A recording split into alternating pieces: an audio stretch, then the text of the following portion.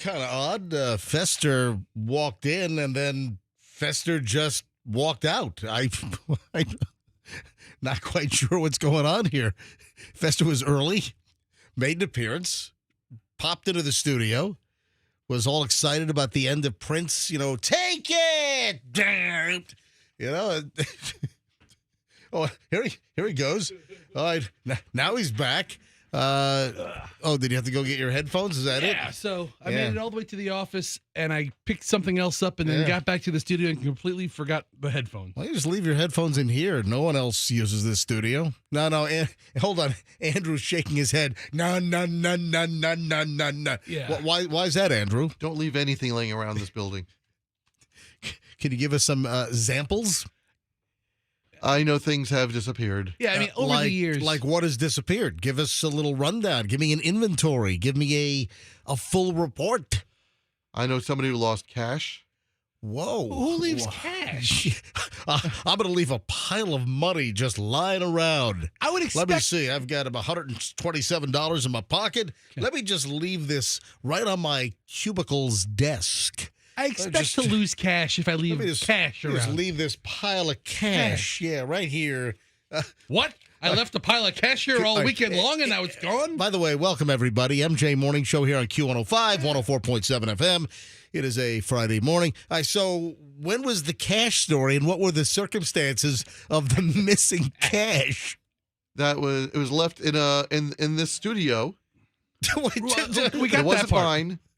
Was it contest cash? No. We're giving away $1,000. Somebody's personal cash. And hold on, who was it? Yeah, who's the person? Who left? I'm not going to say. What do you mean you're not going to? I'm not going to say. Come on, Is it somebody wait a we minute. would all know? How long ago was it? Decade plus. It happened a decade plus, over 10 years ago, and you're not going to tell us You're right. who it was. Correct. But I know I used to have a stand-up fan that I had in the control room. Wait, I know who and it was. that disappeared. I know who it was. I know. I think I have an idea. Yeah, I think it was. Mason Dixon, Q105. I think it was. Oh, Andrew's shaking his head. Now, Mason's probably the only one working at this station at that time that could leave bricks of cash around. Was it JoJo? I mean, JoJo leaves the cash around. Was it Bill? Huh? I'm still just taken aback that you won't mention who it was. We're talking about over 10 years ago. What is the reason for the secrecy? It wasn't solved, and I don't want to. It wasn't solved. It was not solved. Okay, would the person be somebody we all know? Or just as, kind of Q105 geeks that we are, that we would know? All right, how much money was it? Yeah, that's a good question. $200. How much? $200. $200. So $200 just left lying around in the studio. I think it was in somebody's stuff, and it was found in the. Oh, gotcha. Oh, 132 in Bush. I got him at gunpoint. Gunpoint 132 in Bush, covers code 3. Thanks, 10. so somebody left like their duffel bag or something to their backpack here, and then it was ransacked while the weekend happened or something. Oh, so. Yeah, I'm not too fearful of people stealing my $24 Amazon headphones. It was unsolved. Yeah. Unsolved. $200 cash missing. Okay, anything else that went missing in the studio? Like I said, I had a stand-up fan that was in the control room, and that disappeared. Wait a second. You had a stand-up fan that just walked? That's actually a good idea. We could use one. I think it disappeared during the time that I was out during COVID era. So in the 6 months that they had people working from home, By the way, it's still the COVID era, but COVID's rolling around, man. it's not the pandemic. I hear all the time, lately, and especially, the last maybe 2 months. I got the vid. I've heard lots of people, saying, "Oh yeah, I got COVID, this, that." So yeah, that COVID thing, that's floating around. All right, so a stand-up fan just disappeared. Apparently so. What? Someone stick it in their pants and abscond? I don't think it would fit in a pocket. Yeah. Well, So MJ, what? nobody would need to hide it because nobody was really here during those months. Oh, okay. So All right. you just walk out with it. All right. What else has been missing? What else has been? Things like that happen, I know. And headphones, even if they're not high-end headphones, Yep. are like gold. Yeah, he's right. Listen, the one thing you don't want to leave in this, there's two things you don't want to leave in studios. One, your headphones. I agree with that. Because they do walk away. Well, for me, I always have believed that headphones are like a toothbrush. It's a very personal item. Also, in a radio station, people are always, for whatever reason, looking for headphones. Yeah. So I've seen plenty of headphones walk over the years as well. The other thing you don't ever leave in a studio is that adapter jack. Oh, yeah. That, was it the 1/2 inch to 1/4 inch or? It is the mini plug to 1/4 inch. Okay. Well, Yeah. that one. Yeah, the little screw on. Those were famous. That all started with those Sony headphones. Yeah. I never used those, though. I've been using these old school 1970s Koss Pro 4 AA's for years. Anyway, hey, I want to address something here quickly. Yes. For the early listeners that caught 2 days of the tease at this time about the Fester gift. So what was it? On Wednesday, you had said, hey, I've got a gift for you. And then, you said, oh, I forgot the gift at home. So finally yesterday, Fester remembers, brings the gift in. I open up the gift bag. I pull all the tissue paper out after Allison prepared this gift nicely for me. I take the gift out yesterday, and for those that remember hearing about this gift at this time over the last couple of days, the gift was a stolen book, like a prop. Why can't you say the gift was a book?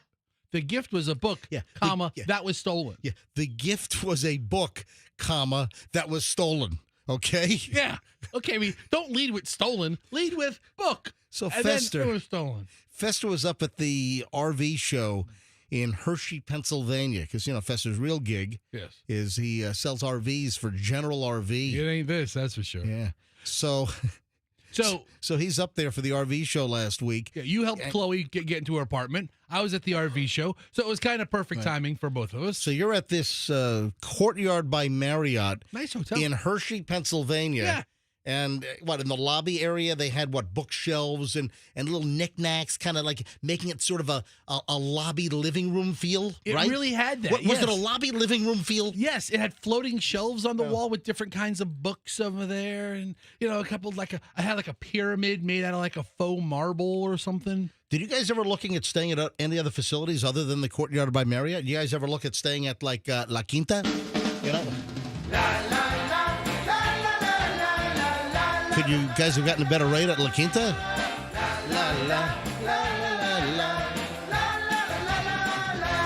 La Quinta. I tell you, we send so many salesmen to that RV show. Yep. I think General RV rents out 5 hotels. Really serious? We rented out the entire hotel. The guy thought we were in a cult. We all come down wearing we wear red shirts to the show. Oh, man. There's 40 salesmen in red shirts. He's like, "Are you guys a cult?" And I go, "Yep, we sure are."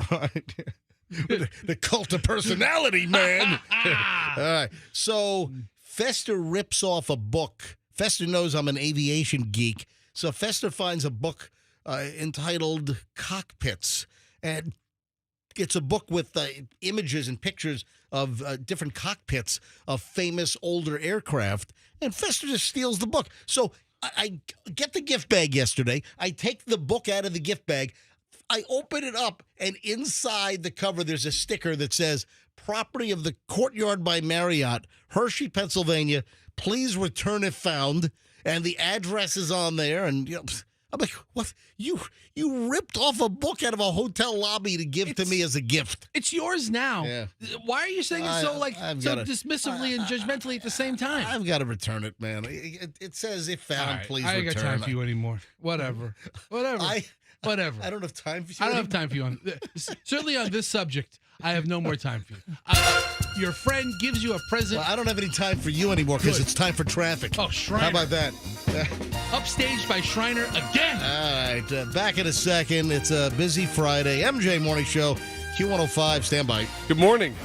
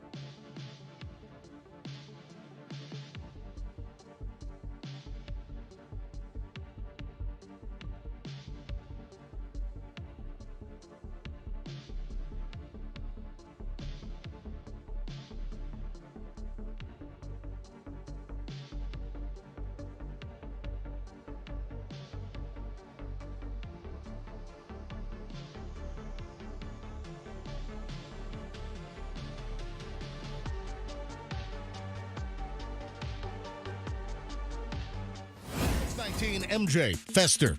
MJ Morning Show. The weekend has arrived. I've got a little scuba diving action planned for tomorrow. Gonna head over to the East Coast, meet some friends, do a couple of dives off Jupiter in the Atlantic. Yeah, it sounds really fascinating. Really fascinating. You mocking me? Yeah, a little bit. Have you ever heard of the Ford Model T, the old car from the early 1900s? Wait a second. Whoa. You're interrupting me talking about I'm heading over to the East Coast tomorrow to go scuba diving. You're bored with that, but you're asking me about a freaking Model T from Ford from the 20s? Maybe 1918. How often we talk about scuba diving? How often do we talk about Ford Model Ts? So, have you ever heard of the Model T referred to as the Tin Lizzie? Tin Lizzie, yes. The Tin Lizzie. Okay, Yeah. I don't know that. Maybe I have. Yeah. So the Model T won a race back in 1922, and when it won the race, it surprised everybody, and somehow it got the nickname Tin Lizzie. Yes. Okay. So not to be confused with the boys are back in town. The boys are back in town. Not to be confused with Thin Lizzie. Oh. The boys are back in town. Yeah. Boys are back in town. I didn't know that was Tin Lizzie. No, it's just Thin Lizzie. Yeah. So I acquired a Thin Lizzie yesterday. No, it's a Tin Lizzie. A Tin Lizzie. I acquired a Tin Lizzie. I've acquired Dude, nothing what thin. Are you trying to derail this? What are you doing? So, dude, listen. So here it is. Oh my God! What is that? This is Holy Fester, for those that are just listening on the radio and not watching MJ TV, Fester just held up like a Model T, like this, large a toy, it's a kid's toy, Yeah. I guess. Here's the box. On the bottom of the box, it oh says, my God! There's an Eckerd sticker on here. yeah. There's an Eckerd drug sticker for $13.99. Look at the bottom of the box. It gives the year. God. Copyright 1989. So this has been sitting Oh my God! Where the hell did you get this? yesterday. Yesterday was Beasley Media Baseball Rays Day, so the entire staff was invited to a baseball game. On the way home from the baseball game. Oh, you went to the baseball game? Yeah. So I didn't know about this game. yes, I wasn't invited to this game. We all wanted to have a good time. Hold on, so it was the Beasley baseball outing at Steinbrenner Field for the Rays yesterday? Yes.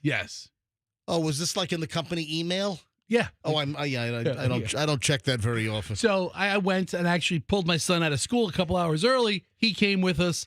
And oh, that's nice. yeah, I mean, what is he going to learn to cure cancer yesterday? Did you go to Red, White, and Blue thrift store? Was that what this was? So we went to the Salvation Army. Oh, on Nebraska Avenue. There's a big Salvation Right. Army on Nebraska Avenue. Right. And he's like, let's go to the thrift store. We already passed Red, White, and Blue. I'm like, all right, let's go to Salvation Army. Just look around. working lights? Yes. Smoking exhaust? Yes. How do you get the exhaust to smoke? I don't smoke. I don't know. It smoked once and then it stopped. So it's been in that box for what, 35 years? Well, it says 36. it says copyright 1989. You know, somebody bought this and it's been sitting in a garage or an attic Yeah. for decades, and then it gets just chucked over to the Salvation Army. And you bought this for how much? I think it was like $6 or $7. Hang on, there is a so the original Eckerd. There's an old Eckerd drug price sticker on here for $13.99, and hang on a minute. Here it is.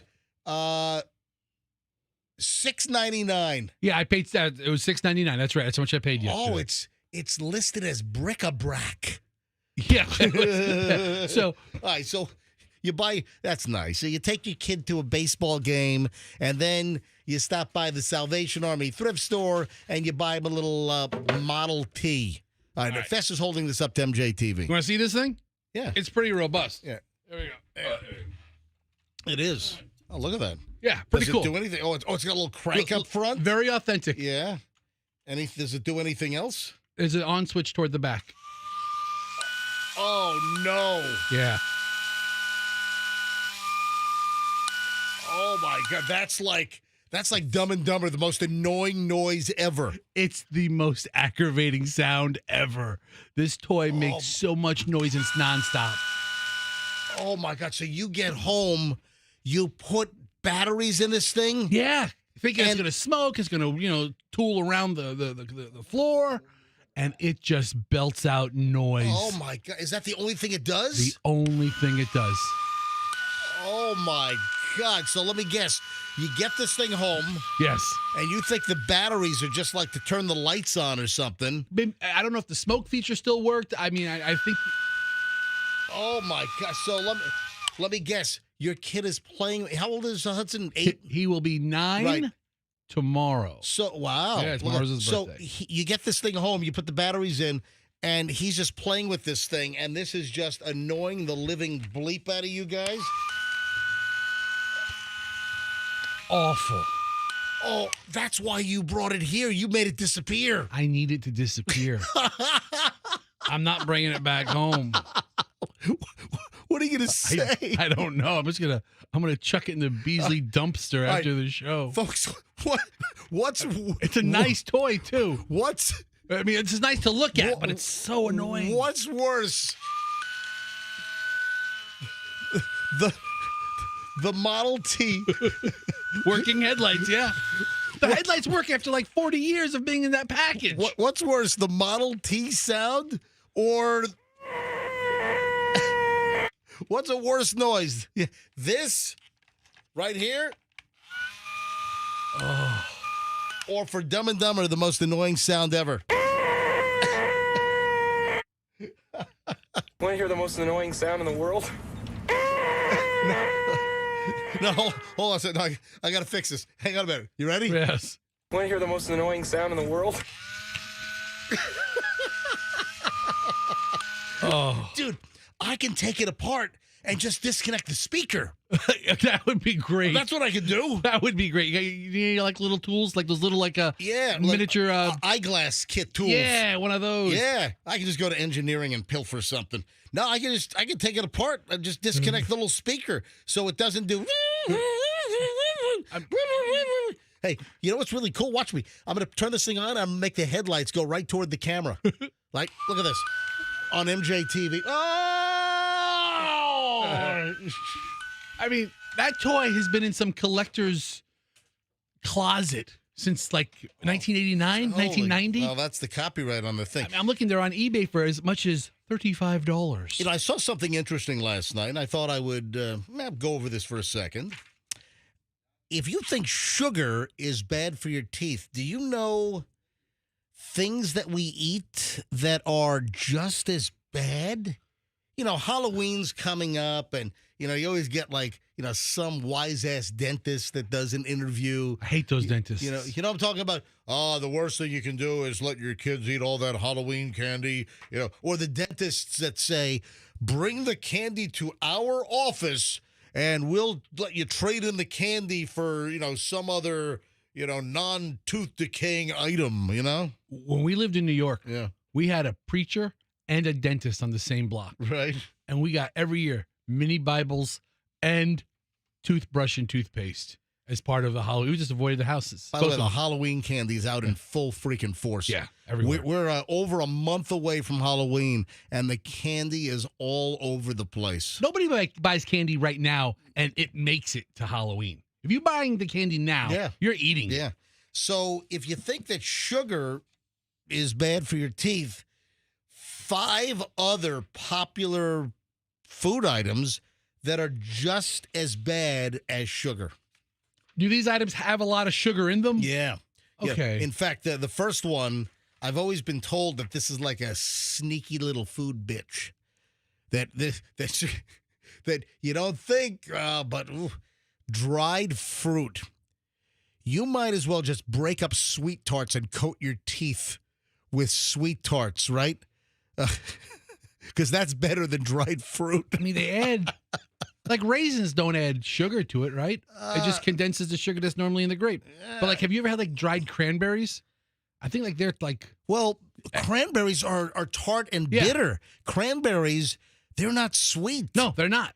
So when you have like those cranberry snacks, Craisins. they're freaking like they're dipped and soaked in sugar for like 2.5 years or something. Maybe not that long. Maybe not that long. but close. All right, so dried fruit is a menace for your mouth. You think, oh, I'm going to eat dried fruit. You know those like dried apricots? Yeah. You know? Or mango slices. Oh, yeah, that's good. Yeah, Mangoes, exactly. The dried fruit, apparently horrific for your teeth. Saltine crackers and chips. You know, a lot of people don't realize this, but like the carbohydrates contain a lot of, you know, sugars. So saltine crackers and chips, go-to snack. The starch contained in these crackers and chips break down into simple sugars, become pasty when you chew them, and then you get that like saliva saltine cracker Stacy's chip saliva paste all jammed up in your tooth ridges. And again, might as well just go get a packet of sugar and just wedge it up in there. Never thought about chips. Like sugar mortar, like sugar cement. Citrus fruits also on the list in excess. So, I mean, listen, the fruit, natural fruit has sugar, obviously. Flavored yogurts, just as bad as candy. You know, listen, who are we fooling? You know, when you get a yogurt and it's got like the fruit on the bottom, I mean, it's not like just natural fruit that's just sitting there. It's like all wedged up in some kind of like high fructose corn syrup, like sludge. You know what I'm talking about? Yeah. Super good. All right, so the flavored yogurts. All right. Oh, and you think you're doing a healthy thing? Granola and energy bars. Yeah. Those things are freaking sugar bombs. You know, I've seen like granola, you know, an energy bar. You're better off eating 7 Snickers than eating some of those. Yeah, that's true. You're better off eating a Snickers bar than most energy bars. All right, so I just thought it was interesting. You know, if you think that sugar's bad for your teeth, yeah, then here are, and when you think of sugar, you think of candy. You know, here are other foods that are just as bad. And again, a lot of these, you know, foods, they produce sugar, you know. So, all of them produce sugar or are loaded with sugar. Yeah, absolutely. All right, guess what I have? What do you I've have? got morons in the news next. Ooh. Yeah, nice pile of morons in the news. Oh, heard from Ed again. Ed from Apollo Beach. Ed from Apollo Beach. After we recognized Ed on our show yesterday, Ed responded after Ed scolded me. I was scolded by a listener who wrote an email on how disappointed they were in me and how I had deviated from the Morons in the News expectation. What was that, on Tuesday's show, right? Yes. So I shared this complaint email from Ed on yesterday's program just before Morons in the News yesterday. And, well, Ed has responded again. Ed? So we'll deal with that next, plus the Morons in minutes here on the MJ Morning Show, Q105. If your windows need to be replaced, if your doors need to be replaced, who do you call? Come on, you know by now. I don't even need to tell you. All right? So I'm on. No, I'm kidding. I am. I'm going to tell you. It's WeatherTight Mike. Everyone knows WeatherTight Mike, WeatherTight Windows. Don't forget the cookies. It's more than the cute jingle. It's more than just the cookie deal that he's got going on. Listen, WeatherTight Mike has a reputation for doing just incredible work, a great price, quality workmanship. When you need replacement windows and doors, WeatherTight Mike uses only PGT custom windows and doors. These are produced right here in Florida. They're made, right down in North Venice, right here in the Tampa Bay area. They know how to build a window and door for the Florida climate. But it's more than just a great product. You have to have good installation.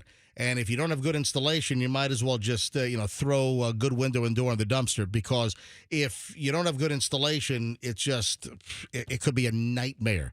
So if you're at the point where you need a window and door replacement, WeatherTight Mike, WeatherTight Windows, right now a $200 rebate per door, a $100 rebate per window. These are tariff-free because they're made in America. WeatherTightWindows.com, and tell them that MJ sent you. When you have an air conditioning issue, and you will, mark my words, your air conditioning is not going to work trouble-free for your entire life.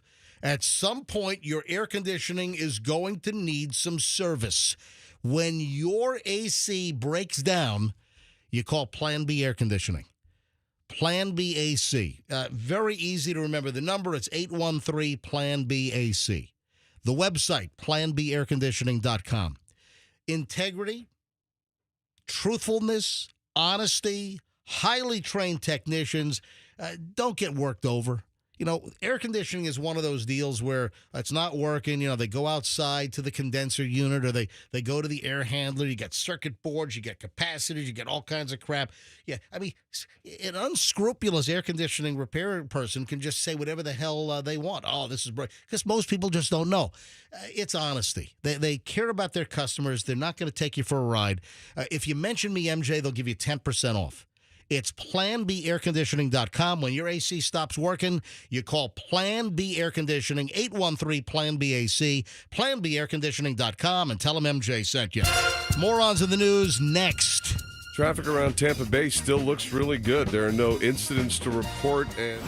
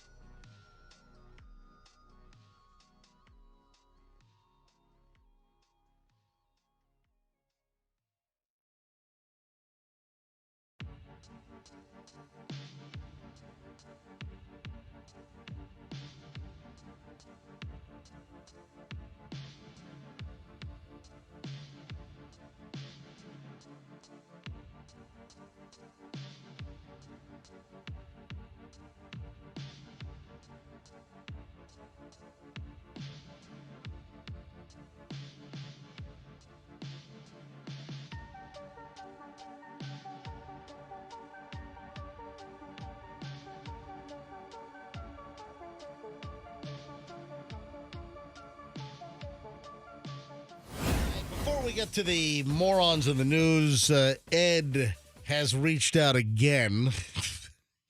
Ed. So Ed in Apollo Beach was very, very upset. He was disturbed. He was taken aback that on Tuesday's program, I discussed in Morons in the News this Apple new strap for the iPhone 17. Yes. Yeah, I'm not an Apple guy, and he points that out. Oh, you hate everything Apple. Because it's ridiculous. $59.99, $60 for a synthetic body strap to hold your phone. So they're like these little like metal cables at the end of the strap. So the strap goes like over your shoulder, can cross body and like dangle at your waist. Yes. And then at the bottom of the strap that cross bodies, and it's not made of fine Corinthian leather or anything like that, there are these two little, I guess, little wire cables that somehow attach to the bottom of the new iPhone 17. I guess so. 60 freaking bucks. I mean, ridiculous. So Ed was not happy that I made that a morons in the news story, because I guess Ed wanted more conventional morons in the news stories. So Ed complained. So we talked about Ed's complaint letter, and we read Ed's complaint letter on yesterday's program. Yeah, we address complaints around here. Ed's followed up with a new email. Oh, great. Ed in Apollo Beach. Good morning, MJ and crew. You made my day by mentioning my email as you opened up this morning, the Morons in the News segment. I appreciate you reading my email on the air, and I thought about calling in on my iPhone while driving our Tesla Model S. It's pretty funny. He's pushing all my buttons. Yeah, it's pretty funny, Ed. I see what you're doing. Because he knows that I'm not an Apple fan. He knows I'm not a Tesla fan. So he thought he was going to call in on his iPhone while driving his Tesla Model S. But he had a focus on traffic leaving Apollo Beach. Anyway, Ed in Apollo Beach. Ed says, oh, by the way, my wife is from the Philippines. She's an avid researcher and found this product similar to Apple's iPhone holder. Oh, sent me a link to another much cheaper item. So, and you know, one other thing, before I dive into the morons in the news, for the early listeners, I mentioned this yesterday, probably about 7:40. So later in the show, I mentioned this, and I just thought it was so drastic. I thought it was so just out of bounds, just so bizarre that I thought it was worthy to mention again, because I had a ton of people that did email me. I had a bunch of DMs on this. And remember, folks, if you need to email me anything, my private email is mj@mjmorningshow.com. I get great content. I get great stories. I get, great tips. I get gossip. If there's something that we need to know, if there's something we need to break on the air, drop me an email. You want to be anonymous? Just let me know. mj@mjmorningshow.com. That's my private email. I'm the only one that goes through it. So confidentiality, anonymity, if that's what you desire, is guaranteed 100%. mj@mjmorningshow.com, or my DMs are open on my Instagram, and that's Certified MJ Radio. I had a lot of feedback, a lot of response to this yesterday regarding Chloe's car insurance. And I just wanted to mention this again because it is so freaking drastic. So Chloe, my daughter's now up in Connecticut, 1L. She's a first-year law student. And we just moved the insurance because her car is now garaged in Connecticut and not here in South Tampa. So we all know that Florida insurance rates are out of control, whether it's homeowners, whether it's auto insurance. I mean, we are getting extorted. I mean, we are getting raked over the coals. It is being jammed up our butts, right?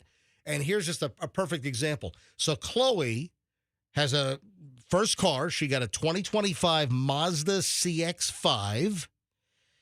Her insurance, 24 years old, her insurance in Florida on that Mazda CX-5, nice vehicle, not an extravagant vehicle, but a very nice vehicle. Chloe's insurance on that car here in Florida, $5,412.54 a year. That's a lot of money. That's a lot of freaking money. Yeah. $5,400 a year for the insurance. We moved it to Connecticut. Her insurance dropped to $2,573 a year. We're talking half. We're talking. It's more than half in the savings in the car insurance. Same damn vehicle, same damn driver. Everything's the same. $5,412 a year to insure the car in Florida, and now it's $2,573.02 to insure the car up in Connecticut. What do you need to? Holy! I mean, What do you need to prove you're in a different state? Do you need a license from that state? You need an address? Oh yeah, she's got a new address. I'll use Chloe's address and change mine over right now. Yeah, okay. Right? Yep. Yeah. Living in Hartford now. I mean, I'll call State Farm. I'll call Jake right now. Yep, Jake, great news. I'm leaving. My new address is in Hartford. All right, listen, that's just an example of how badly we are getting screwed. We are getting the hot cattle prod right up the. I mean, it is unbelievable how we're getting raked over the coals with insurance here in the state of Florida. Just unfreaking believe. Hey, Burger King Bobby, you listening? Burger King Bobby's in the insurance business. You know, our friend Burger King Bobby. Yeah. So you listening, Bobby? How about that for some insurance premium numbers? All right, morons in the news. You know what? I feel like a moron paying those rates here in Florida. I mean, what do these insurance companies think we're morons? Yeah. Yeah, apparently so. Yep, we got the MJ Moron account here. Unbelievable. It's going to be $10,000 a year just to insure that. Speaking of automobiles, Yes. woman with a .351 blood alcohol level asked customers at the gas station to blow into her interlock device on the steering wheel. You know, like if you're busted for DUI or, sometimes a court or a judge will order you to have an interlock device if you get maybe a hardship license or, whatever the details are. If you're able to drive, you got to get. I'm sure you've known people that had an interlock device. I have. Earlier this week, we talked about Michael Jordan's son, Marcus. Oh, yeah. He has to put an interlock That's right. in his Lamborghini. He has a Lamborghini, SUV Lamborghini. Yeah, the urine. He has to. It's the Lamborghini urine. So That's what is it? I think it's the anus. I think it's the urine. It's the Lamborghini anus. They combine urine and anus together to get the urus. I think it's the urus. I mean, I just don't understand why would you spend $350,000 on a Lamborghini SUV when you could get a BMW X5M for more than half the cost, We'll review that later. Yeah, okay.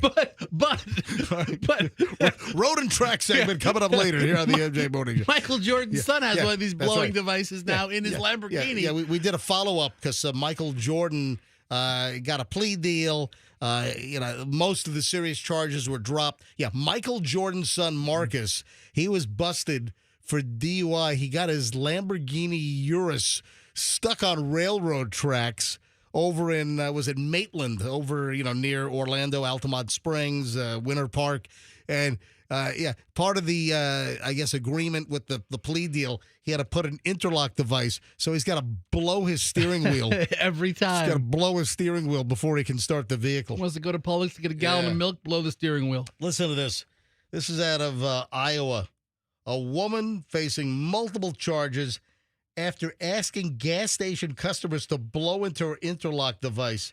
Yeah, officers with the local police department, North Liberty, they were dispatched to the Quick Star, where there was a report of a woman asking people to blow into her steering wheel, into her interlock device for her. And cops showed up. They found 34-year-old Kristen State, sitting in the driver's seat of a running vehicle when they arrived at the scene. According to a criminal complaint, State was the only one in the vehicle. Officers made contact with her, noticed a strong smell of alcohol. Police also said that State had watery and bloodshot eyes, slurred and delayed speech. She told them she had not been drinking. She performed a blood alcohol breath test, 0.351. Does the machine go up that high? Yes, it does. But is that 4 times the legal limit? That is more than that. A 0.08. Dude, listen, that is dramatic. That is a horrific blood alcohol. 0.351. That's like borderline unconscious. Yeah. How's she even alive? I think you can survive it, but I mean, I don't know how you're even conscious. I mean, you have with to be that. a pro's pro when it comes to drinking to make it through. By the way, I would like to thank the people up in Iowa at the convenience store parking lot for not blowing into this woman's steering wheel automotive interlock device. Iowa's not nearly as backward as I always thought they were. They're quite modern, I think. All right, and then I have another DUI story, this one out of Bradenton, so a little closer to home here. Bradenton police say a guy was arrested earlier this week, caught doing burnouts to impress the girls. Yeah. Hey, girls, are you impressed by dumbass guys just ruining their tires and driving in circles at intersections or in parking lots? Are you impressed by that? Oh, yes. Okay, girls, call us now and tell us how impressed you are by guys doing burnouts. So It's one of the biggest turn-ons for the young ladies out there are burnouts. Oh, makes me hot. Oh, baby. Makes me oh baby. Yeah. So this man was caught doing burnouts. Have you seen the video? Yeah, I have. This was at a red light. So he told police ultimately he's trying to impress girls. So Bradenton police, they were patrolling. This is 12th Street in downtown Bradenton. They heard the revving of the engine. They heard the noise of the.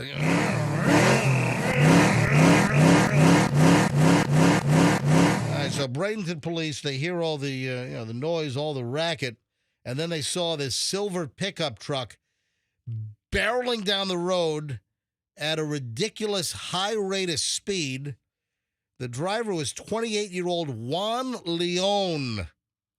Swerved to avoid the officers. That's how you make matters even worse. All right, you're burning out, you're driving at a ridiculous rate of speed, and then you have to swerve to avoid oncoming officers. Not good.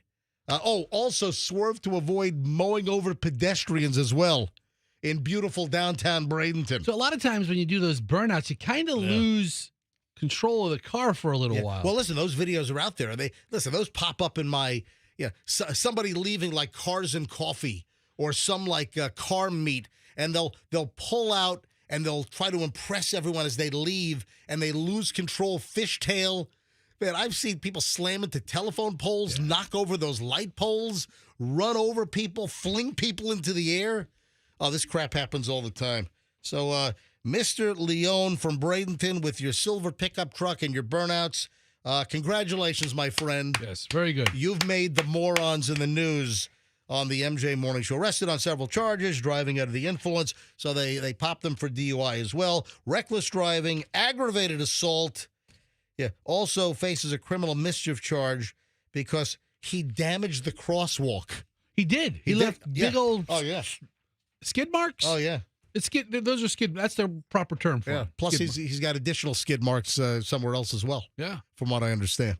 It's 6:54 at the MJ Morning Show. 7 o'clock hour is next. Oh, man, I got a school fools pile, man. I've got an ultimate school fools pile. Oh, also naughty nurse. You ready for the naughty nurse story, Fest? I'm ready. Oh, yeah, baby. Naughty nurse coming up next. MJ Morning Show, Q105, 104.7 FM. Hey, Zero Res wants you to know about the amazing September special Jump on this before it runs out. The more you clean, the more you're going to save with zero res. Right now, if you want 3 rooms of carpet cleaned, it's just $119. That is a tremendously good number. That is phenomenal. 3 rooms of carpet cleaned for just $119. Got 4 rooms? Just $154.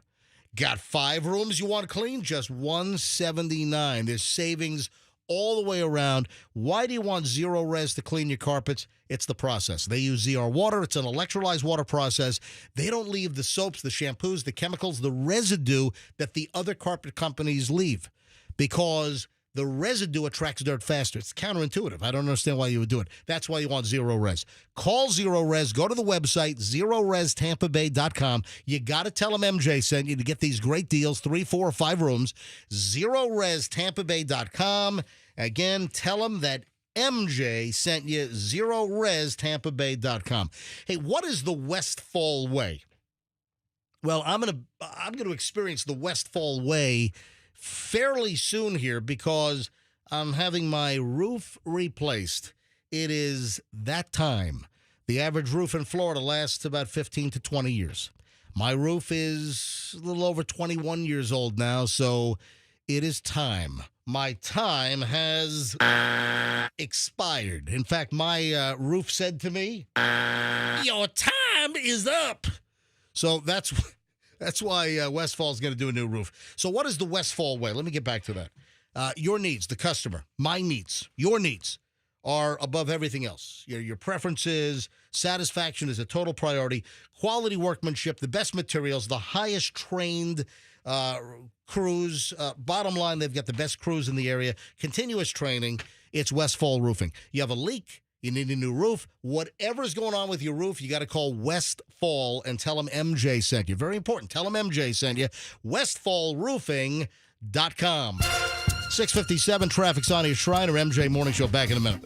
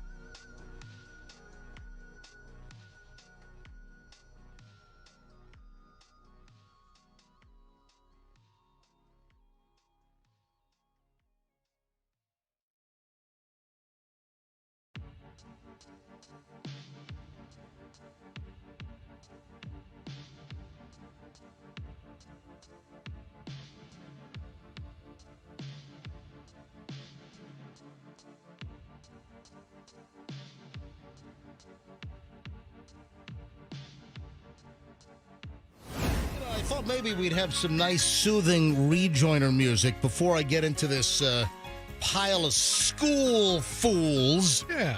You know, I didn't get a chance to mention this earlier in the week. Did you see those delinquent turds that wrecked a school here in Florida over in, I think it was Deltona? Did you see these idiots? No, what'd they do? They went into a school and, ransacked the place. They went into the library and they caused over $50,000 in damage.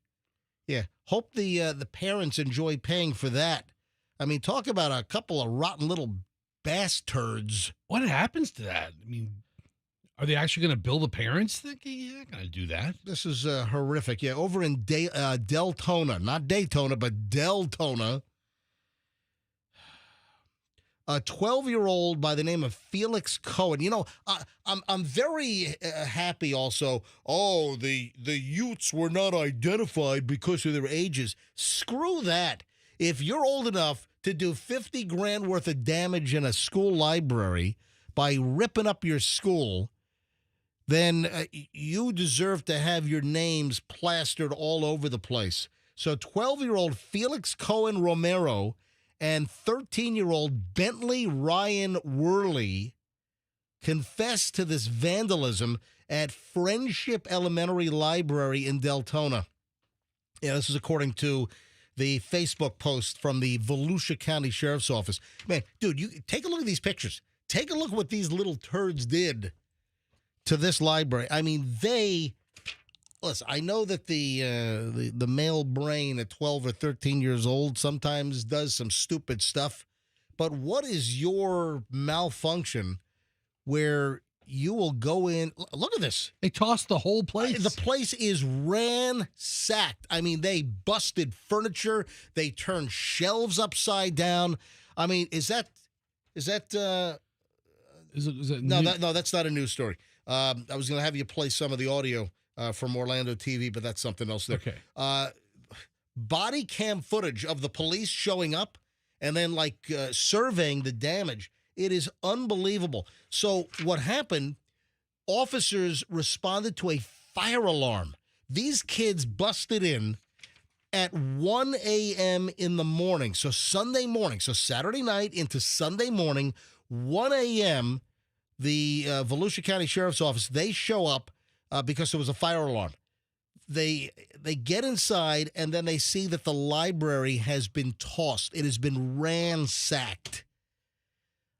Just debris strewn everywhere. Every workroom, every aisle, the books. Just every cupboard's open. First of all, where the hell was the supervision at 1 in the morning for a 12 and 13-year-old kid? I'm guessing what? Was it a sleepover? One of the kids slept over the other kid's house? Are they related? Are they cousins? What were the parents all drunk? And they were, asleep, and they didn't know the kids snuck out of the house at 1 o'clock in the morning? I mean, glass doors smashed, the media center vandalized, furniture smashed, splintered, books, shelves tossed everywhere. Graffiti was scrawled on doors. I mean, these two little punks. Huh. This is terrible. Yeah, they were seen on surveillance video before breaking into the library. Yeah, and one of the kids was holding a Monster energy drink. Yeah, guess what? Little monsters. That's what they are. These kids are monsters. Yeah. Oh, I'm sorry. He had a Monster energy drink hat. Oh, okay. Yeah. He was wearing a Monster energy drink. What is that? Like the claw printed, like the M that looks like a the green M, like an animal claw, or whatever, right? Like a monster. Yeah, just little monsters. And then after they wrecked the place, then they went back to admire what they had done, right? They set off the fire alarm, and cops responded.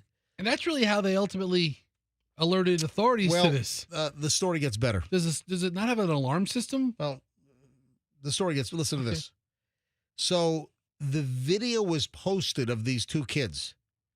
So the video was posted. They weren't caught right away. Okay? Video was posted, and because they were captured on the school surveillance video that was posted, the mothers of the two boys ratted their own kids out. I would say what I had said just a few minutes ago. Where the hell was the supervision at 1 o'clock in the morning that these kids are able to run rampant, leave the house, go to the school, and toss the freaking place? This is a lot of time. This took these two kids a long time to do. I mean, they really messed this place up. They must have been in there for an hour and a half. By the way, one of the kids has a stupid little boy bun. You see this? Let me hold this up to MJTV. Yeah, look at this. Look at this. He got a stupid... Look at... You see this? Yeah. Either the 12 or 13-year-old. I mean, why did you get that stupid little up-in-the-air, like, fountain-style boy bun sticking up off the top of your head? You look like a moron. He's got bigger problems right now than his boy bun. Boy bun. Yeah. So they're in big trouble. So Volusia County's been going through it with school threats. Oh, I know. Yeah. I mean, 4 kids in Volusia County accused of making school threats in the last 5 days. One kid brought a gun to school, like an assault rifle to school. Other kids are scribbling death threats on the walls. Yeah. Volusia County's going through it. All right, we got another school fool. This is not Florida, thank God. Little relief from Florida school fools. A middle school student, this is up in upstate New York, busted. He had a whole sextortion scheme going. This kid's on to a very, very productive start to life, isn't he? An upstate New York middle schooler is facing child sex charges, sick extortion scheme that may have hundreds of young victims. What? What did he do? So this is up in Rockland County, where I, grew up as a young kid. I grew up in Nanuet. This is Stony Point, not far away, same county. 6 alleged victims have come forward during a months-long investigation into this horrific scam. The young boys, listen to this. We've heard this before too. This is an example of parents have a conversation with your kids. All right? About what? It'll become evident here in a second. The young boys were allegedly coerced into supplying explicit images of themselves and then forced to either send more pictures or retail gift cards to keep the images from being made public. Oh, no. This is an old racket. And what you have here is, in many cases, you have a man or a guy, a male student posing as a female. So they'll even provide a fake profile, a fake picture of like a teenage girl pretending that that's them. And then they coerce the guys, these teenagers to send them pictures. And then boom, then their world is rocked by, hey, guess what? If you don't give me this, and this, I'm going to start publishing this crap on social media. We're going to put this all over the internets. So please, parents, have a conversation with your kids. Do not take nude pictures. By the way, if you're underage and you produce nude pictures, that's child porn. Okay. So if you are underage, you could still be charged with child pornography. I mean, Fester, I know you're grimacing over there, but that's part of it. It's awful. So do not fall for this stuff. The individuals, they turned over pictures, videos,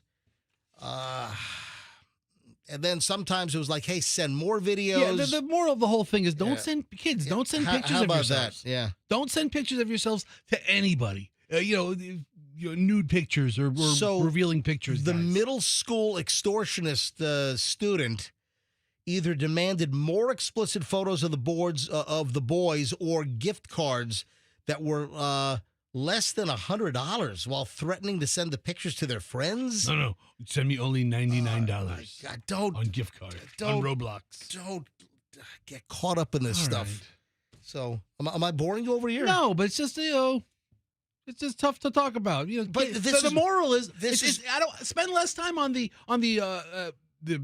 perpetrators, and the moral is if you're in that age where you're on computers now, you have a phone, you're communicating with people in different ways, never send a nude photo of yourself. Never send a, don't do that. That should go without saying. Yeah, but that's what the problem. That's where it all starts. And then we have the naughty nurse. It's like a bad 80s video, right? I don't know. A couple of those are really good. Stop. What kind of naughty nurse? The naughty nurse. Bad nurse. Naughty nurse. Of course, this is Florida. So back home here to Florida, we have a Florida nurse has been sentenced to 2 years in prison after her husband caught her having relations with his son last year. Alexis Von Yates was on the sofa with her then 15-year-old stepson late at night after they watched a horror movie together. His father opened the front door while returning home from work and caught them in the act.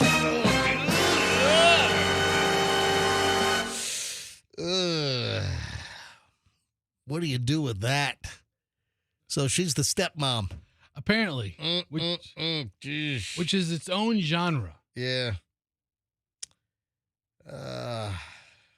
Terrible story. Yeah, she's going to serve 2 years in Florida State Prison, followed by 2 years of community service or community control, 10 years of sex offender probation. The naughty nurse. That man, I'm guessing that the father is no longer maybe in a relationship with the naughty nurse. I don't. Second wife. I mean, getting it on with the stepson. The hell? That'd be a lot to get over. That's disgusting, is what it is. And I think I'm gonna have to capitulate. Okay, you capitulate. I'm gonna have to capitulate, not copulate. I'm gonna have to capitulate. I think Google finally has grabbed me. I think Google's finally. They're gonna get you. I think Google's got me. What is it, like $1 a month or something? It's I think 49 cents a month for the first 3 months.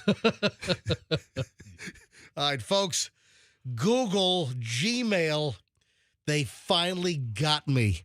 They're gonna squeeze this freeloader after I think 17 years. I mean, you have been. After 17 years, Google's gonna get me. It's a racket though, man, because I'm telling you right now, they've been like artificially raising the bar on my gigabytes used.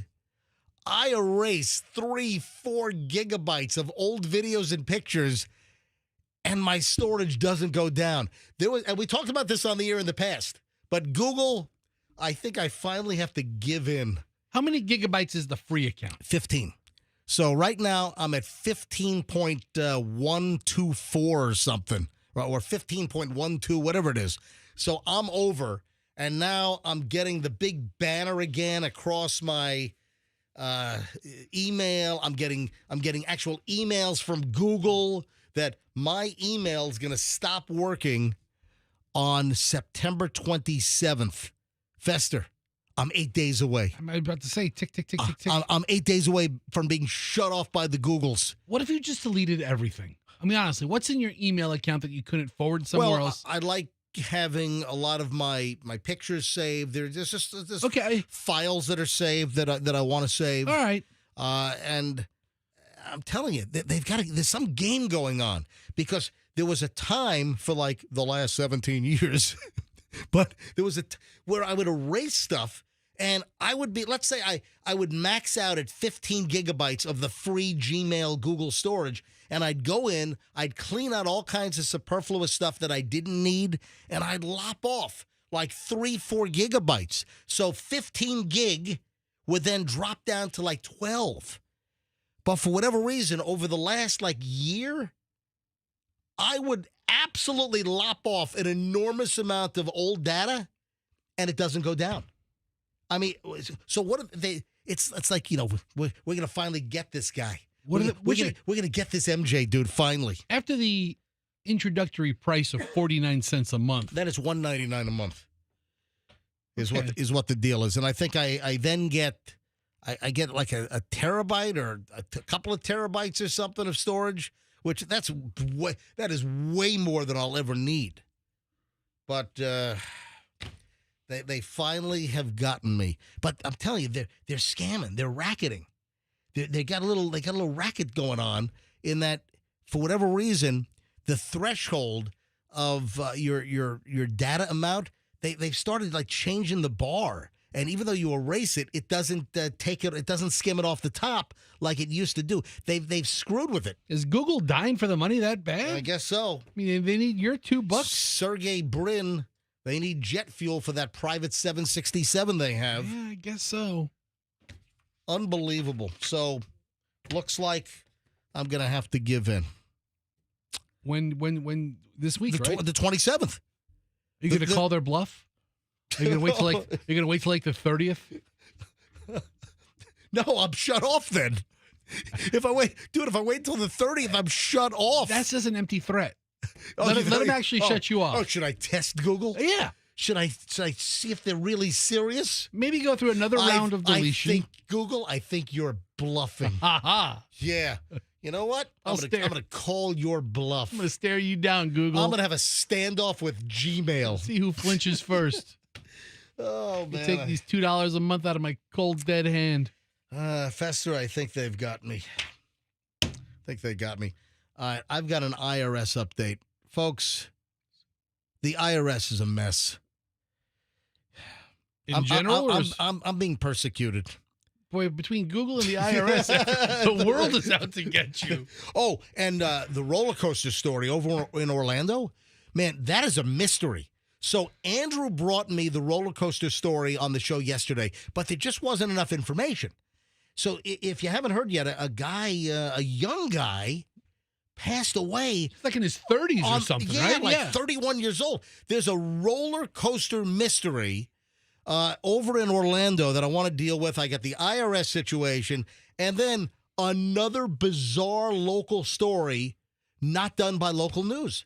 I had to see this from Orlando News. Why is Orlando local news doing stories about Tampa Bay and this a nutso story at Tampa International Airport? A story happened at Tampa International, and none of the local stations have this. Zero. I had to see this from an Orlando TV station last night. Crazy. Yeah, it is. All right, hold on. All of this and a lot more, because we do an hour and 20 minutes of nonstop MJ next. So we are absolutely flat out loaded. Nonstop content next on the MJ Morning Show here on Q105, 104.7 FM. Stand by. Hey, good news. The Banco Double Rebate event is on. Double the rebate. So what does this mean for you? How about a brand new Clopay garage door? So Clopay, one of the biggest names in garage doors. Listen, get a better garage door. Get a better looking garage door, stronger garage door.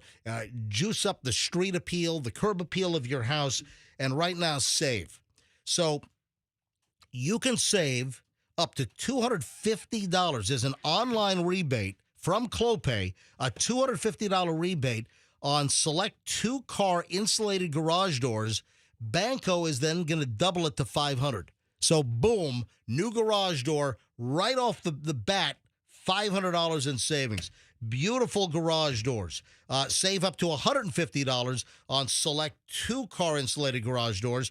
So on some you get a $250, Banco doubles it to $500. Some that are $150 rebates, Banco will double that to $300. That's on a modern steel with windows. So there's a whole variety to look at. New garage door, folks, you want Banco and Clopay. Any garage door service, you want Banco. Remember, Banco is the best. Bank on Banco. That's who does all the garage door work in my house.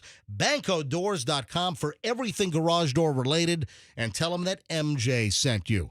Do not have your furniture destroyed.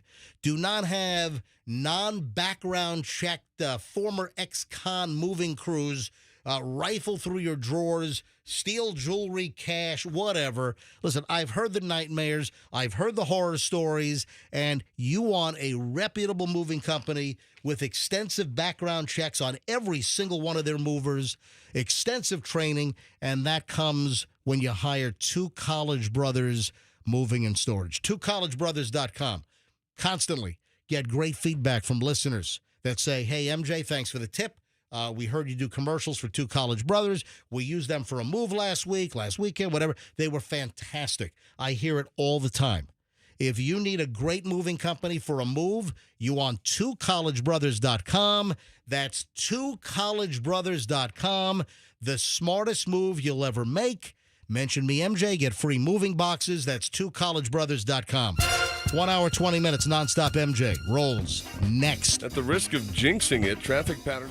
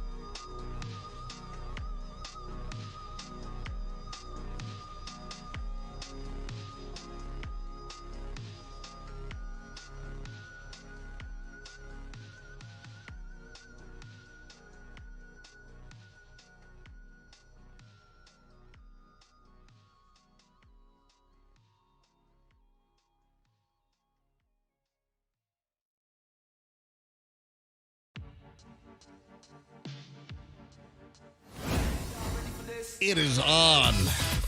Over an hour and 20 minutes of nonstop MJ starts right now. First of all, the roller coaster mystery over in Orlando. And, I didn't go with the story yesterday because there was just no information. And then later in the day yesterday, some more information came out. But it's almost like the mystery has deepened even more with this roller coaster mystery. First of all, Universal has, I guess, a new theme park over there. Yeah, it's a big deal. It's called Epic Universe or something. Well, thank you. So yeah, it's not like, oh, they got a new thing. It's not like it's a hot dog stand. It's a big multi-billion-dollar expansion. All right. So Epic Universe over at Universal, and they have this new roller coaster, and a guy dies on the roller coaster. And the story comes out yesterday. I've got the original. So Andrew brought this story to me yesterday. I don't know, like 8:30 or so, and I looked at it, and I'm like, yeah, but there's no information. Maybe, a guy had a heart attack, natural causes, something happened.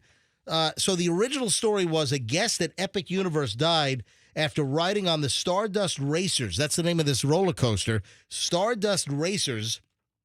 And this was Wednesday night, according to Channel 2, NBC WESH, WESH TV over there in Orlando. According to a statement from Universal, the guest was found unresponsive after riding the roller coaster, was taken to a nearby hospital where he did not survive. So we found out the guy was like 32 years old. That's a young guy. So, I didn't go with the story yesterday because there was just not enough information. And now more information comes out, and it's like, holy crap, the mystery deepens even more.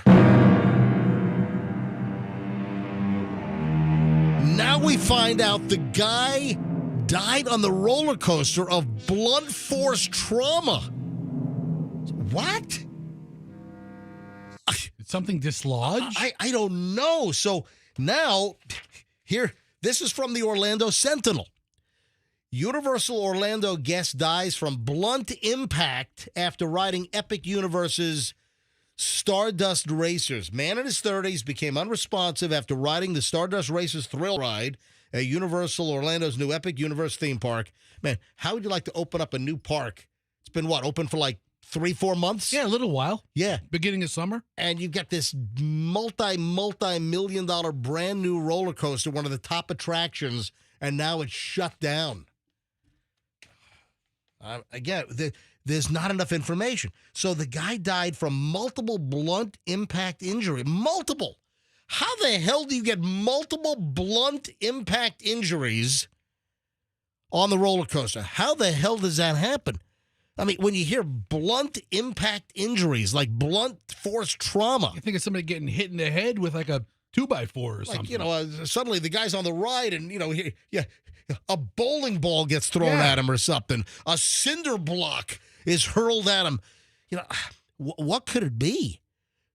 I mean, could it be that he wasn't strapped in, or I haven't seen. He hit his head moving forward. I don't know. Jerked all the way and hit his head against the. Do they have a big metal harness? Was he not harnessed in right, and was his body just jamming into the hard metal bar? It's bizarre. A statement from Universal said the man had been at the park Wednesday night, fell ill after riding the twin coaster attraction at Epic Universe's Celestial Park section. 32-year-old Kevin Rodriguez. Zavala. Yes, Kevin Rodriguez Zavala is his name. News release from the Orange Osceola Medical Examiner's Office ruled the manner of death as an accident. How? Well, that's the mystery here. Early in the investigation, we have no further information, according to the police, but he died from multiple blunt impact injuries. Are you sure it happened on the roller coaster? Was he beat up? Hey, the roller coaster is shut down. One of the top attractions at this new Epic Universe, and it's closed until further notice. If you get on a roller coaster and then get hit in the head or in the body a bunch of times, you don't just walk off, right? That's just I don't know. Just to die a couple of hours later? I don't. Who knows? Well, I don't see. It says hours later. Well, a couple of minutes. I mean, Yeah. he was pronounced dead at the hospital. So in the time that he wasn't feeling well, and then He gets off the ride, I guess, and then call emergency services. Wow. Get the ambulance. Get to the hospital. Let's say a half an hour passed. don't stop speculating. We don't know. All of it's speculating. We don't know. Otherwise, you're just reading a story. Everything we do is speculating. Yeah, the Stardust is touted as a breathtaking dual-launch roller coaster, reaching incredible speeds up to 62 miles an hour, climbs 133 feet, and travels along 5,000 feet of track as twin coasters race along an inverted crisscross known as the Celestial Spin in a dazzling display of blazing colors Is that and ethereal music. Are you reading like a promotional piece from Universal, or is that like the news report? No, it's off the top of my head. Oh, okay. I'm just making that's Okay. that must be I think a dazzling. that's Universal's language to describe this new roller coaster attraction. So it looks like you're in your own seat. Yeah. And it has a golden bar that comes over you. Well, But your hands are well, free? you're showing video from the back. Is there? Here, this is in YouTube Shorts. Yeah. I'll look for more videos. Yeah, I'd like to know what this harness is. Anyway, the mystery has deepened. And it's two coasters, and they take off at the same time, and they crisscross, they invert. So the other coaster goes in front of you, and it crisscrosses. It looks like a very cool roller coaster. Hold on. Hang on. Yeah, it looks like, there's a bar. I wonder if it was loose, and the guy was just jammed like boomba, boomba, boomba, boomba, into the bar. I mean, these roller coasters have such safety mechanisms as far as they don't let them launch unless everything is registering. Yeah, I thought that like the ratchet clicks. Yeah. I thought it knows if it's not tight enough. Or if I don't know, man. This is crazy. And 31? 32 years old. 32? Wow. 32 years old. Unbelievable. You want to know what else is unfreaking believable? What? The IRS. The Internal Revenue Service. I just got to tell like a 1-minute story here. Hang on a sec. Before I get to that, Jennifer is on hold. Jennifer has called in. See, I love when people call the show. She has something to add? Yeah. She's been on the ride. So Okay. Jennifer is on the phone I'm from wherever. I'm sure hundreds of our listeners have been on the ride. but thank Jennifer, where are you from? I'm from Clearwater. Well, hello, Jennifer from Clearwater. Welcome to the MJ Morning Show. And Jennifer, I appreciate you Good calling morning. in. Thank you. Yeah, and listen, I love when people call in if you've got something to add. And this goes anytime, folks. If ever you have anything to add to a story or if you have some knowledge on something, just call us. Don't always wait for me to say, hey, call 800-990-1047. If you've got something to add, just call, just like Jennifer. All right, so Jen, you've been on the ride, correct? Correct. All right, so if you hear the story that a 32-year-old guy is dead of blunt trauma, or blunt impact, what the hell could have happened if you've been on the ride? Do you have any idea, any speculation? Oh, absolutely. So my sister came over from Texas. We went over about a month and a half ago to ride this ride, or to go to Epic. And I got off there. I was literally in the middle of the ride, and I said, oh, my God, I'm going to die. And it's the first time I've ever been scared on a ride. All right, let me stop you there. Hold on a minute. So you're on the new roller coaster, and you said to yourself, oh, my God, I'm going to die? Why? What happened? Yes. What is I it said about the verbally ride? out loud. Why? What is it about this ride? So this ride whips you around, and it, like most roller coasters, you have your loops, you're going through your loops, and then you have a little bit of a straightaway. Well, this ride literally is going from loop to loop. It's turning left, it's turning right. It whips you around so much.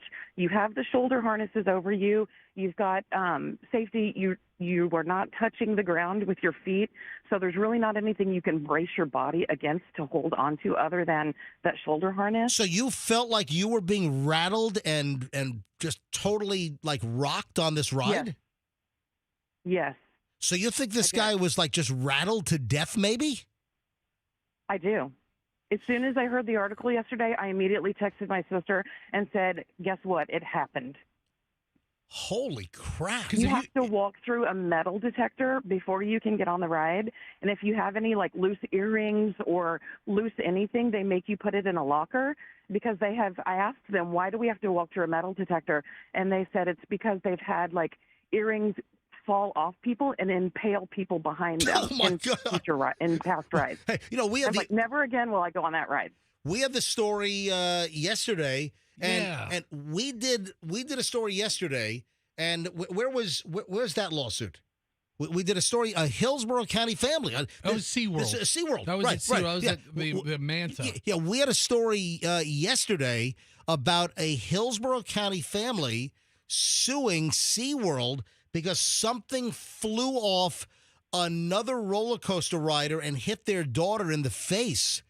It was not the Manta, Not the Manta. the Mako. Mako. It's the Mako They all start at with SeaWorld. Yeah, the Mako. Right. And so we were doing that Crazy. story, and then Andrew brings in the story of the guy at Universal, but there was like no information, so I didn't do the story yesterday.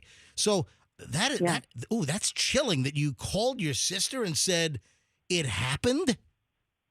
Yep, You thought literally you were going to die on that roller coaster? I did.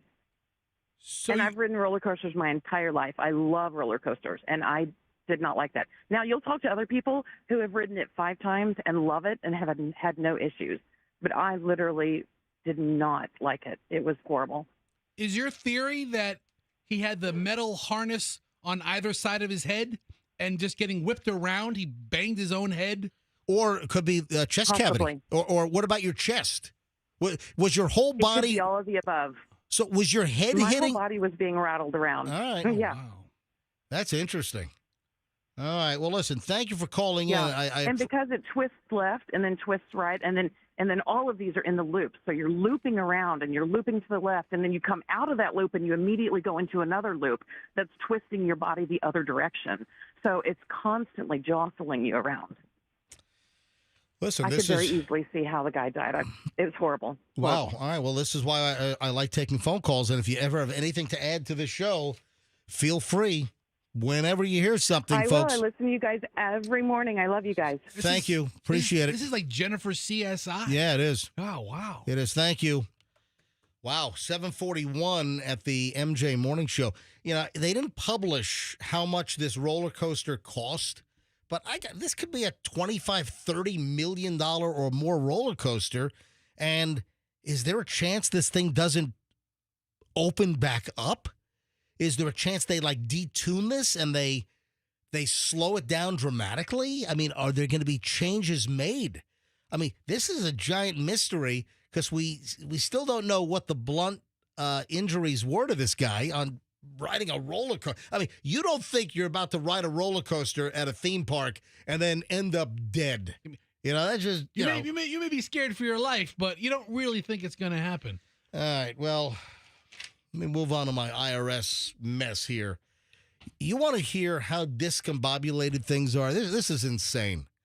So regular MJ Morning Show listeners know that in 2024, last year, before I came to the show, 5 a.m., before I came to the studio on April 15th of 2024, I went to the Tampa, Maine Airport Post Office at 5 a.m. to mail 2 checks to the IRS. One for my tax due for my 2023 tax return, and then I had some estimated tax due for April 15 quarterly estimated. I had 2 different express priority mail envelopes. With the tracking number, the 9505 tracking number. I bought the postage, the $9.85 at the time. It's since gone up to $11 and change. So I bought them at the kiosk. I put my checks and my IRS, documentation in each envelope, 2 different ones, 2 different P.O. boxes up in Charlotte, North Carolina, to mail the IRS my money on time, postmarked on the 15th of April. They never got the checks. They never got my mail. Anyway, U.S. Postal Service, Tampa Airport, loses my mail. 2 priority mail envelopes. We're talking about the big, the FedEx-sized big envelopes, the big cardboard, lost, gone. So a month later, they hadn't cashed my check. The tracking didn't show up. So I cancel the checks and I pay the IRS again 30 days later on May 15th instead of April 15th. All right. Full documentation, full proof. Anyway, I get assessed this fine. My penalty was like close to 30 grand. I mean, it's ridiculous. Interest and penalties in an enormous amount of money in penalty. Not that I'm paying them enough already, and then I get this ridiculous penalty. So we put together this packet. My CPA puts together this letter of appeal. Of, hey, we want tax abatement. We want the interest and penalties reversed. And we put together this whole package. The receipts from the kiosk, the actual USPS, the receipt that it prints out that shows the timestamp, the date. I even, as a wise ass, I took a selfie of myself, Fester, at the post office in front of the wall receptacles where you drop them into the wall inside the post office. Right. I took a picture of myself holding them up like sticking my tongue out at the IRS. And did you have to send that to the IRS? Yes, we did. So the IRS sees the picture of you condescendingly Sticking that's why my it was tongue denied. out. Right. Anyway, then I was in touch with the local postmaster, and they started a trace. And then every month I would get an email from the U.S. Postal Service saying, we're still searching. Then finally last November, I got a final email. We can't find your 2 packages. They're irretrievably lost or something to that effect. We put together this whole packet of proof for the IRS. This is where it gets nutso. This is where it gets crazy. So we're waiting for months. We submitted this last November asking for and I paid the interest and penalties. Like $27,000, some ridiculous. A lot of money. $27,000. I mean, ridiculous, right? So we send this in. We finally got, this is nuts. We finally start getting responses like 2 weeks ago. I get a letter that says, we need another 60 days to come up with a determination on your request for tax and penalty and interest abatement. That's a good thing. Right. We need another 60 days. Right. So I get the letter in the mail. 3 days later, I get another letter in the mail that says you're denied. Oh. Wait a minute. We need another 60 days to come up with a determination. Then days later, I get another letter in the mail. Nope.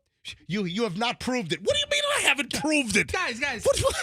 It's my accountant said, I've got an old school accountant, old school CPA. He said it's irrefutable. He says this is the best proof packet that you could possibly put together. So nope, you haven't met the burden of proof. And then wait a second. Then they say I have a history of being late. I have zero history of being late. It's like, you idiots. I had zero history of being late. Where do they get that from? Hang on, it gets better. It gets better. All right. So first letter, we need another 60 days. Okay. Days later, I get a letter that says, you're denied. Denied. You're screwed. In fact, you know what it sounds like? It sounds like this. Loser! Wait a minute. It gets better. I mean, they didn't want to take any of the remaining 57 days that they asked for. You ready for this? Yeah, God. Yesterday, I get a check in the mail with the refund amount. Hold on. You get a check in the mail for 27? Yes. So they approved it.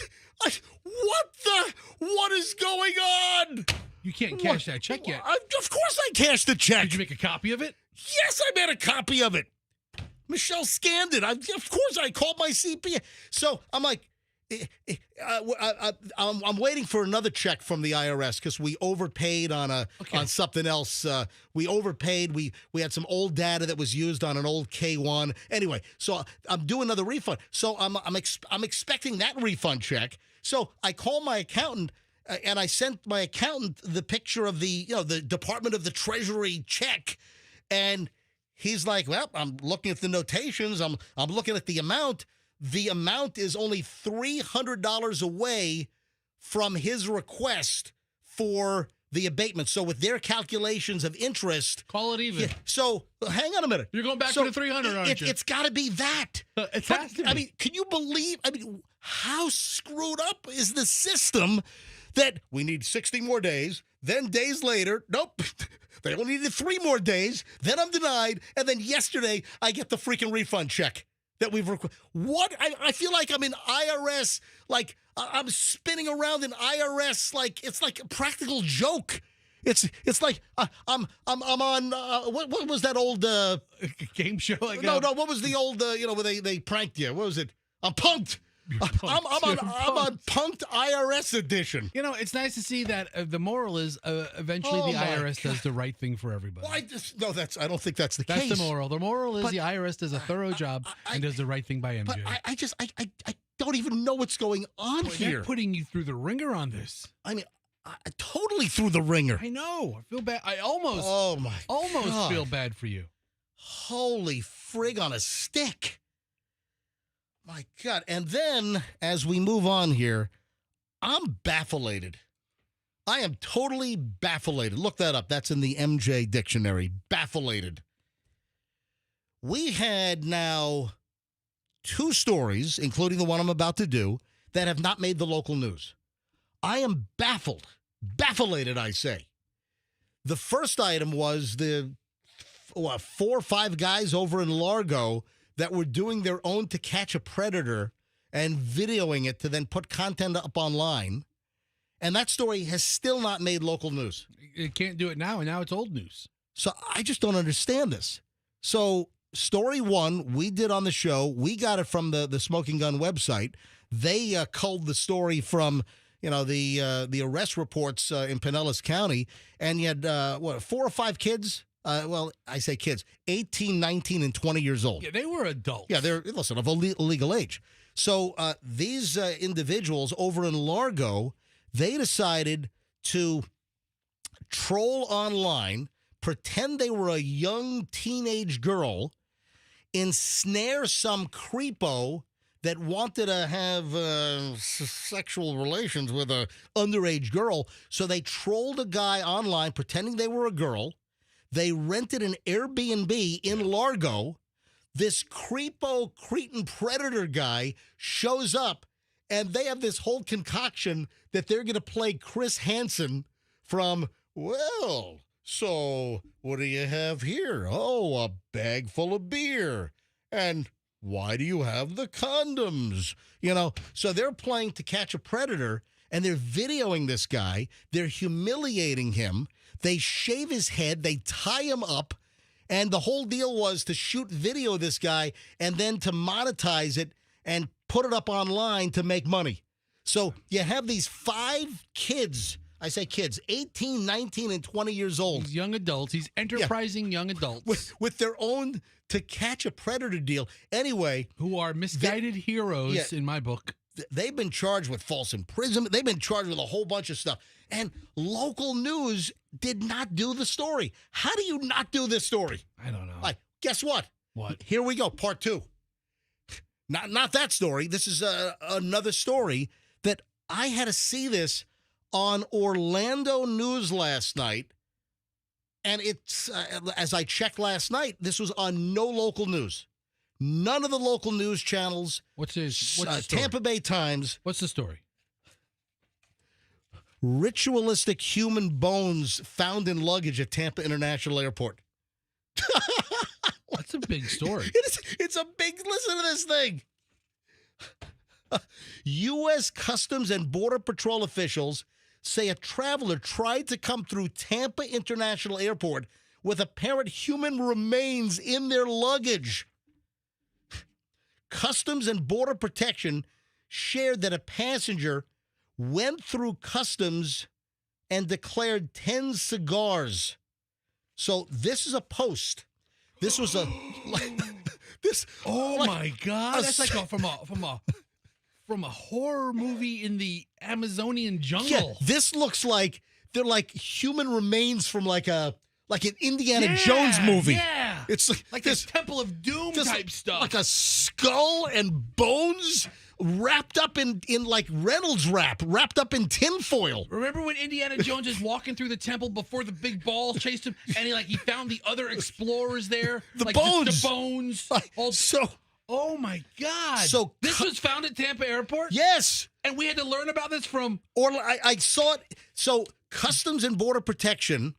I guess this guy, the director of field operations, is Carlos C. Martel. Okay. And he has an X account that's at DFO Florida. I think it's Director of Field Operations Florida. Oh, okay. So this guy apparently is responsible for the Miami area and Tampa Bay for the U.S. Customs and Border Protection. He puts up this post on X yesterday, the 18th. Yeah, he puts up this post yesterday morning at like 10 a.m. on X. From cigars to bones, and even had emojis like a cigar and then a skull. Look at this. I'm not kidding. The director of field operations, Carlos C. Martel, from Customs and Border Protection out of the Miami office, he puts up this post on X, and he's got a cigar. The headline is From Cigars to Bones, and then a skull. What started as a passenger declaring just 10 cigars at Fly TPA, that's Tampa International, that's their social media handle, Fly TPA, turned bizarre. Customs and Border Protection agriculture specialists uncovered prohibited plants, undeclared cigars, and a foil-wrapped duffel bag containing what looked like human remains, including part of a skull. Oh, my God. The traveler claimed the items were for rituals, but due to serious health risks, the items were seized and destroyed. Yeah. At CBP, we never know what baggage may hold, but smugglers should know we'll always have a bone to pick. This guy's a comedian at the Customs Border Patrol. Oh, he's dropping some comedy on us here. He's actually a really funny guy. And then they have pictures of the skull. There's like the top part of a skull. What kind of bones? Are these rib bones? Hand bones? They might be They're like smaller bones. They might be metatarsals. They might be like foot or hand bones. Then there's the top part of the skull with the two incisors hanging out. I mean, then there's like these plants. Looks like some kind of aloe-looking like plant, a spiky long plant. Why did Orlando TV? Why did Click Orlando? What is that? WKMG. Why do they have the story on their website and no local Tampa TV station? It happened right here at Tampa International Airport. Customs and Border, they post this yesterday on social media, and I've got to see it from Orlando. And no local coverage on TV last night.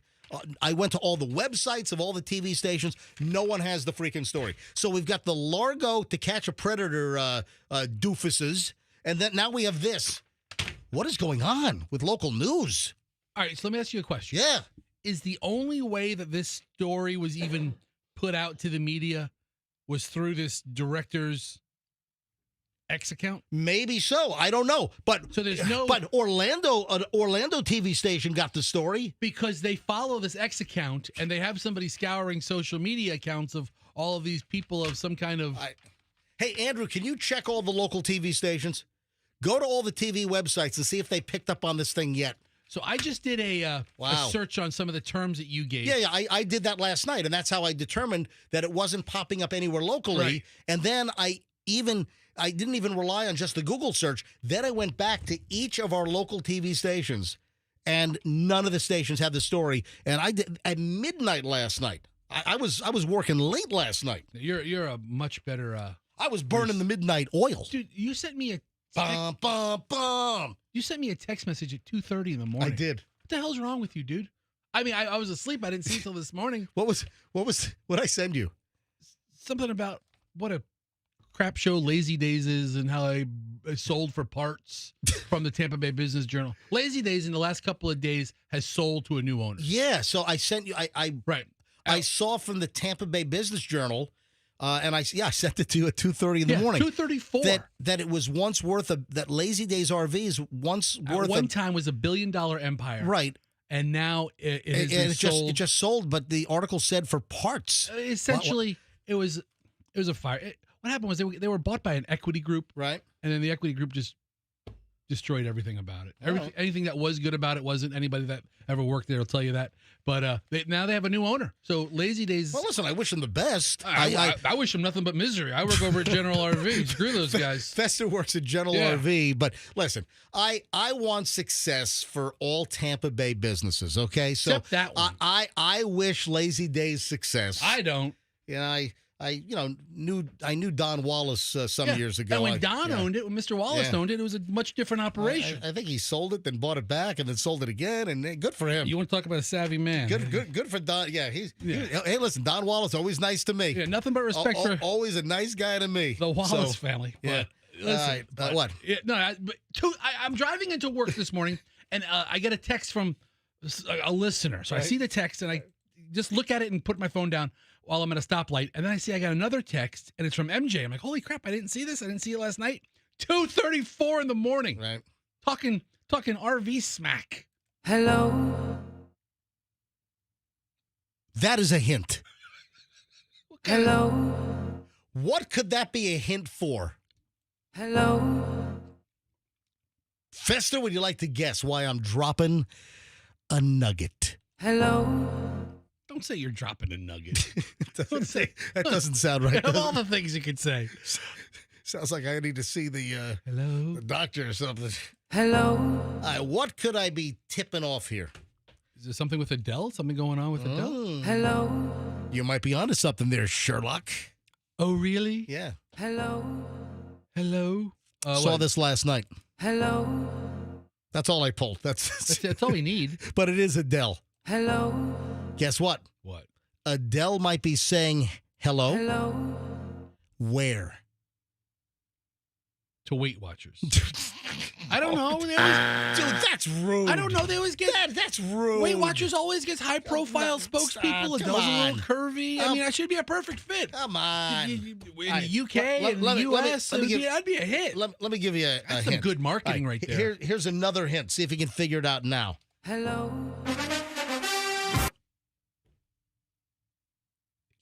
Anything? She's gonna be the blimp over the stadium. Stop. No. That's awful. Come on. That's a mean joke, MJ. I'm trying to think of like marketing opportunities. You're calling her a blimp. Dude, Adele is in talks to be the Super Bowl halftime show in February. Oh. That makes much more sense than her being a blimp. Yeah. Page 6 had this yesterday that Adele has been approached about playing the 2026 Super Bowl halftime show. She is not booked yet, as far as we know, but rumors have been swirling that Adele could be the halftime show for the Super Bowl. Man, this is a biggie, too. This is Super Bowl 60. Super Bowl LX. Super Bowl 60. That's a 60 years of Super Bowls, folks. That's amazing. Yeah, I mean, anytime the Super Bowl lands on a 10, it's significant. Yeah, but Adele's going to be the 60. half. Well, no, Or no, she's in no, talks. no, no. She's in talks. So just heads up, Adele could be the Super Bowl halftime show. Any word on who else they might be talking to? Well, remember we were talking a couple of days ago about Taylor Swift, and that, and what if Taylor Swift performed and then Travis Kelce and Taylor got married during the halftime show? Yeah. Okay, Miley Cyrus is also on the list, and Right. Taylor Swift. Yep. So, hey, man, listen. So I had like half a dozen people come up to me and talk to me about your pizza poaching. Is this at work? Your or pizza, yeah. where? I was at work, and we all follow your Instagram account, and they thought it was hysterical. I didn't talk about one guy this thought yet. it was weird, but you I didn't poach pizza. You guerrilla tactic acquired the pizza. Yeah, you know what? I didn't talk about this on the show yet. New York slice. Yeah, so this is a bizarre video. Man, I got food on my face. I apparently I spit out a chunk of pizza at the camera. There's a guy doing a split in the middle of the street behind me. This video is a weird video. So much to see. Yeah, you know what? I posted this last week on my Instagram. What place are you at? Okay. All right, folks, how many people asked you about this? 4 or 5? So what'd they say? Well, what happened? One guy brought it up. I'm a bad boy. Well, I'm a rule-breaking bad boy. This, you know what? This was what you call guerrilla pizza tactics. that's a good way to get a slice without buying a pie. Well, that's what I did. I mean, oh man, this is actually I haven't talked about this yet. This is actually a pretty funny video. it's like not the most economical way to go about it, but it's kind of economical. No, it is because You don't have to buy a whole pie. Guess what? Ultimately, I saved $30. Now I paid a ridiculous amount for the slice, but I saved $30. You can see the person that works at the restaurant in the background giving you the yeah. what the hell, dude shrug. Oh yeah, Like, what the hell, dude? Well, you can hear them on the video saying you can't sell slices. All right, here's what happened. Or what? So exactly. What are you going to call the pizza police? Yeah, right. Oh, I actually say that in the video. All right, so, did you call Why me? are you taunting these people? I'm not. Listen. I was on a mission. This is how people get stabbed in New York City. All right, here's the Local deal. radio host in Tampa gets stabbed. All right, here's the story, folks. There is a new pizza shop in New York that is the rage. It's called Ceres. So Ceres, I think, is that's an old. Was that a moon of Neptune or Jupiter or something?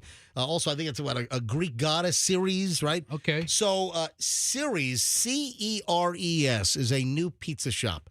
So Julian, my son up in New York, he went there right after they opened, and they sold slices. Ceres is a dwarf planet. There we go. I don't want you to piss off astronomers. Whatever. And astronomy fans and enthusiasts. Well, fine. Okay, Neil deGrasse Tyson. Neil deGrasse Tyson Foods over here. All right. Faster. So Julian went when they first opened up, and they sold slices as well as pies, the Ceres place. And then suddenly, that Dave Portnoy dude shows up. He gives it some crazy rating. I'm not a fan of his ratings. So then the place blows up, and they're like 2-hour lines and everything. For pizza. And then they cut off the slices. You got to buy a whole pie. A regular cheese pie is $40 or $5 a slice. Then they have some pie that's like close to $70. It's a lot of money for pizza. For a pizza pie. That's a lot of money for a pizza, right? So I got to try this place. So I was expecting the line to be nuts. So originally I thought that there'd be tons of people outside. People got their pie. They're sitting out on the street, and I'm just going to bum a slice off somebody, out front. Hey, I'll give you cash for one slice. So I get there, and there was really like no line. There were only like 2 people in line. Okay. This is last, I think, Wednesday or Thursday, and it was in Manhattan, and this is like 3 o'clock in the afternoon.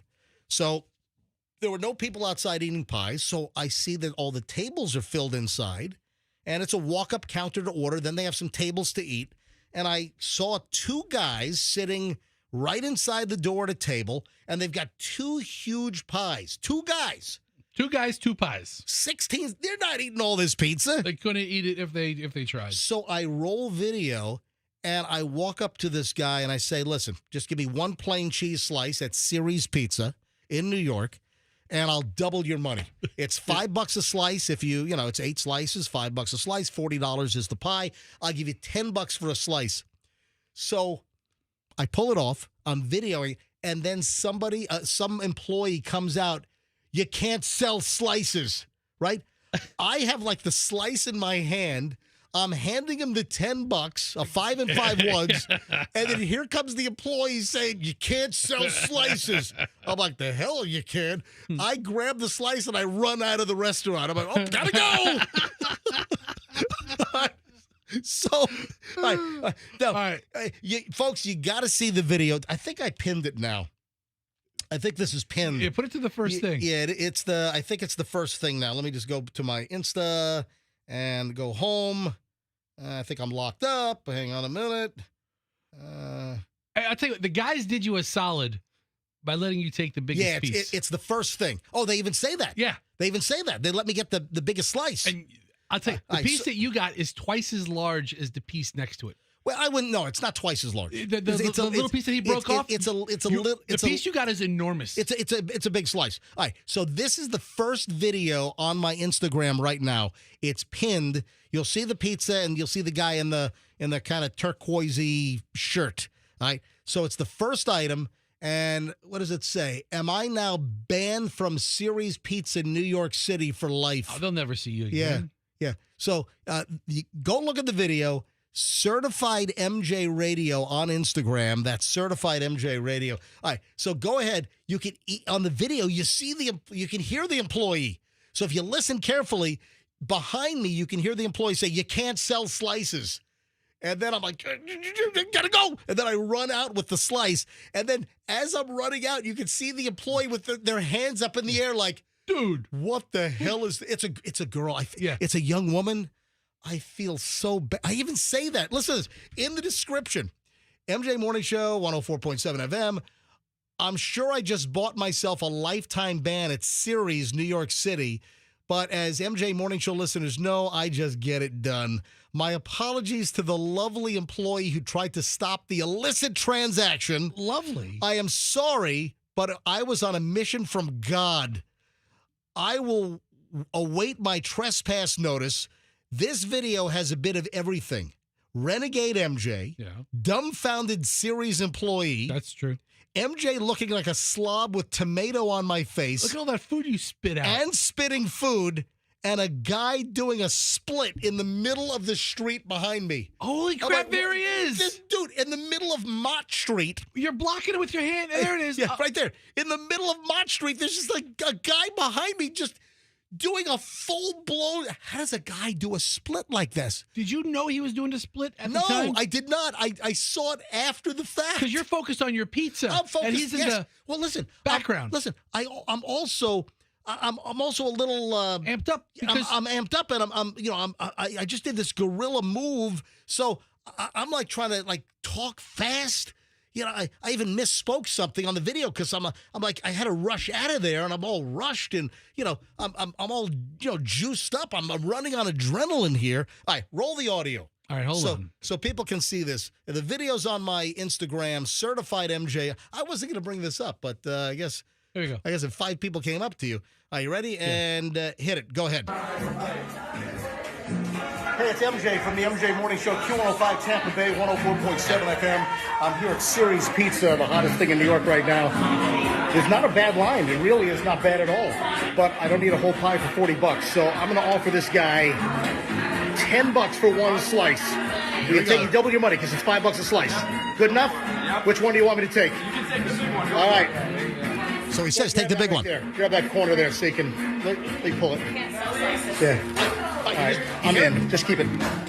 So you can hear the woman say you can't sell slices. Can't sell slices, but I just did. Then her hands are up in the air like, what are you doing? What kind of jerk are you? I just got a slice. $10 for a slice. Then I run out. And they try to just throw me out. Yes, I just say, keep the slice, and I'm out. I'm done. Mission accomplished. All right, let's try this thing real quick. This looks better than some of the ones I've seen lately. Some of the ones I've seen lately are kind of burnt. This one looks pretty good. This slice looked pretty darn good. Hang on a minute. Let me take a bite. So I'm outside. Now I'm biting the pizza. That's good. It's good. This good slice. Pizza on my face. That's a good slice. Now I spit the food. Can't sell slices. Oh, well. What are you going to do? Have me arrested by the pizza police. the pizza police. Anyway, the pizza was great. So, Ceres Pizza, New York. Thumbs up from MJ. The girl's like, what are you doing? Her hands are up in the air like, And, of course, I tagged them so they know exactly who I am. There's a picture of me now on the wall. Do not let this guy in. Do not sell this guy any pizza. Hottest pizza shop in New York right now, Ceres Pizza. Speaking of pizza in New York, just quickly before we move on. Nona Slice House, they now have an offshoot in Manhattan. Oh. Yeah, there's a video also on my Instagram because I was up there. I saw Jamie. Jamie's the owner of the Nona Slice House in Safety Harbor, and they have opened in New York. It's not called the Nona Slice House. It's called Frico on 2nd, Frico. So Frico on 2nd Avenue, between 69th and 70th on the Upper East Side. So Nona now has an outpost up in New York. It's called Frico on 2nd. They're doing their spectacular Detroit, and they've got their New York slice dialed in. Hangs with La Industry and Scars and Mamas too, and Little Caesars, Lucia and Domino's. Oh, shut up, please! Don't stop nauseating me. Anyway, so Hunt Brothers, right? everyone knows that I'm a maniac pizza guy, and I'm a renegade, man. So they have a location in New York. Yeah, they do. Yep, Nona Slice House now. It's called Frico on 2nd. Now I know. No. Yes, you do. Absolutely. Now I know. No. You want to hear the worst wedding DJ story ever? Okay. I hate wedding DJs. Well, you're going to hate this guy even more. I've been to, some weddings, not a billion of them, but some, and I always seem to hate the DJ. Every time. You've got a hatred for wedding DJs? I think it's the lowest form of entertainer. And I know there's a lot of hardworking guys that do that. Well, also, I've known people that have done weddings, wedding also, DJs. in the entertainment world, we're, just radio DJs. We're kind of on the lower end also. As the lowest form of local celebrity, which this is, listen, people recognize this. We're, a big deal to some, but not many. This is the lowest form. There's nothing lower than this. You think we're the lowest form of local celebrity? We're not a news anchor. Have you ever seen a news anchor out in the wild? People go crazy. Yeah. Oh, my God. Oh, no, I watch you all the time. Listen, you tell me the weather every day. Listen, dude, hold on a minute. How many years now? 30. My 31 and a half year career in the Tampa Bay area, I have made more of an impact than most TV news anchors in the market. No, that's not the point. What? I'm just saying, news anchors are stars. At least they you know were. what? At least they were when you knew who they were. I'm proud of my work. Who's not? Oh, yeah, local TV's a mess these days. But local celebrity-wise, radio guys are the worst. I'm not saying I'm not saying the radio's in great shape either. But listen, we're doing a quality show. I stand behind this show. Radio guys are the lowest form. Lowest form. All right, so morning show guys might be the highest of the lowest. Are wedding DJs higher than radio DJs? No, they're I don't want to say they're scum, but they're really low. Right. On the lowest form of entertainer. Right. Wedding DJs are not local celebrities to even be on that scale, but they're the lowest form of entertainer. Well, listen how low this deal is. Kid birthday clowns are higher on my scale than wedding DJs. Did you know there's a Reddit subgroup called Wedding Drama? I'm not surprised. There's a Reddit subgroup for everything. There's a Reddit subgroup for I shoved a toaster up my butt. I started that. So there's a Reddit group called Wedding Drama. You got to hear this story. Wedding DJ shocked the guests because he was sick and tired of all of the guests demanding that he play country songs at the wedding. In the middle of the wedding, the DJ folded up his laptop, grabbed his crap, and walked out in the middle of the freaking wedding. That's a bad wedding DJ right there. Tell you what, man. I mean, the guys that I knew that did weddings or were available for weddings, they had like all the cheesy songs, like, like the YMCA song or the chicken dance. Celebration time. Come on. All the songs. Right, yeah. But so the wedding DJ shut his laptop, walked out mid-reception. I guess there was a crying bride. There was a family fight. Now the debate has gone on to Reddit. I mean, honestly, who cares? You can just download the Toby Keith channel on Pandora and have a great night. So this is what was written. Went to my cousin's wedding last weekend, and it started off really nice. Ceremony was sweet. Everyone tearing up. The whole deal. Reception started out fine, too, until the DJ literally packed up and left halfway through dinner. Did he get a deposit? Did he get paid up front? Is he like, I don't care what I have due to me? I'm just tired of getting pestered to play country music songs? I'm out of here. Apparently, people were going up to him and saying, hey, why don't you play some real music? So that's what the story says. You want to get under a little little ceremony DJ's goad. Tell him he's not playing real music. So the cousin claims that the groom's uncle and others kept pestering the DJ to play, quote, real music, meaning old country tunes that no one wanted. Dude, that is real music. The fed-up DJ called it quits on the spot and explained the night then went off the rails. The maid of honor tried to salvage things by hooking her phone up to the speakers. That's the only way. It's a Spotify wedding. Here's the thing. What? I like older country music. This new stuff is kind of crap, but wedding DJs probably don't have the rotation of George Jones, Conway Twitty, Willie Nelson, David Allen Coe, and Johnny Cash just on hot standby. They don't have old Johnny Paycheck songs or Merle Haggard songs. Hey, I just brought up my Spotify.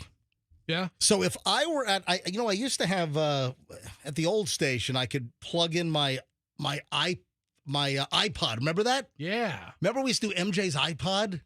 You could run it through the board? Yeah, I can just hold this up. So if I were a guest at this wedding, right? And the DJ just walked out, just fed up, flustered, frustrated, tired of Uncle Jeremy or whoever asking, Uncle Jeremy. asking for the country. Hey, boy, why don't you play some real music? I want to hear some Merle Haggard, or something like that. So the maid of honor then tried to hook her phone up to the speakers. So let's say I hooked up my phone to the speakers. What if I did that? Do you want to hear? So I just went to my Spotify liked song list. Right. I have 2,056 liked songs on my Spotify. How many of them are old country songs? Well, hang on a minute. So would you like to hear a sample just quickly? So it's just going to play. There's a whole list here, and I can just play. And we'd like to hear my. Hang on a minute, let me bring this back. We'd like to hear the first one. Here we go. Listen to this. This is the first one. You know who that is, right? There's nothing colder than your shoulder. That's Benson Boone. All right. This is an old country. Hey, why don't you play some real music? All right, hey, you ready for the next one? This is my Spotify. I'm just randomly changing on my Spotify. All right. So little Tom Petty, little Tom Petty here. She's a good girl. All right. All right. Yes. How about you play some real music? All right. Hang on a minute. Oh, here. You want some real music? Next. Oh, Bryan Adams, Run to You. Hang on. Next. Run to You. Oh, Easy by the Commodores. I want to shoot. Look at that. Hang on here. This is off. Oh. What is this? What is this? MJ's Spotify. What song is this? Come on. Take it easy? No. Take it easy. What's the matter with Walk you? of Life? This is Walk of Life. What's wrong with you? It's the Grateful Dead, Touch of Grey. Touch of Grey? Touch of Grey, yeah. Yeah. Oh. Little Funky Town. What, next? Oh, Bob Seger. Like a Rock. Got a little bit of everything on. Oh, what? Jermaine Jackson, Dynamite. Next. Okay. Oh. I have the most erratic. You know this song? Southern Nights. How about that? Hang on. Let's see. Oh, Caught Up in You, 38 Special. Smoke from a Distant Fire. Oh, Easy Lover. Oh, this is a great song. Collective Soul. The World I Know. Are we just going to And I Walk to the Edge. What? Is this segment just turning into your Spotify? I'm just None of those songs. The maid of honor walked up and played her Spotify playlist. Because she had twangy country and western songs on there. Both kinds. You're just playing random songs. Oh. Fester, what is this? Come on. Come on. From MJ's Spotify. What is this? Every Rose Has Its Thorn? This is not Every Rose. That's Home November Sweet Rain? Dude, that's Home Sweet Home by Motley Crue. Come on. All that's crap. For these people. What is this one? Come on, what is this? I I don't know. It's Kiss. Crazy, crazy, crazy. Come on. All right, but none of these right. songs constitutes real music to this country-loving crowd. You want me to play all 2,056 liked songs on my Spotify playlist? No, I don't. No, I don't. Worst wedding DJ ever. So then the maid of honor tried to salvage things. Anyway, I'll tell you right now, if this happened to me, I would smash my fridge. So Samsung said this wasn't going to happen, and apparently it is starting to happen. Does anyone listening have one of those Samsung refrigerators with the TV screen built into the door? You've seen those, right? Yeah, absolutely. Samsung apparently is now playing ads on people's fridges in their kitchen. Out. It's got to go. Get it out. Are you kidding me? I mean, it's not like Samsung gave me the refrigerator. Listen to this. Right? Like, let's say they gave me this $2,000 refrigerator. I might have a little tolerance to watch a 6-second ad every now and then. But if I buy this refrigerator, If you don't want your food to spoil, you got to watch this ad. I mean, why don't you think about it? If they gave it to me, Watch this ad within 20 seconds, or we're going to turn your fridge up to 117 degrees. We're going to turn your fridge into an oven. do they lock the refrigerator? You can't open it until you watch it. Oh, that's another one. That's what I was thinking. You have to watch the ad in order to open up your fridge door. All right, so here's the deal. A software update is rolling out to Samsung's Family Hub refrigerators here in the U.S., putting ads on fridges for the first time. The promotions and curated advertisements are coming despite Samsung insisting back in April to the Verge Tech website that it had no plans to do so. Samsung's calling it a pilot program. I'm telling you right now, there is no way in hell. Now, first, I don't think I'm buying a Samsung fridge, anytime soon. But, you have the screen on there, and then they're going to start playing freaking ads in my house, in my kitchen. Yeah. Anybody listening? Just out of curiosity, anybody with a Samsung smart fridge with the TV screen on the door? Have you gotten the new software update, and are you getting ads in your kitchen? You just want to get a couple of Kraft singles out of the freaking drawer, That's all I want. and suddenly you got ads playing.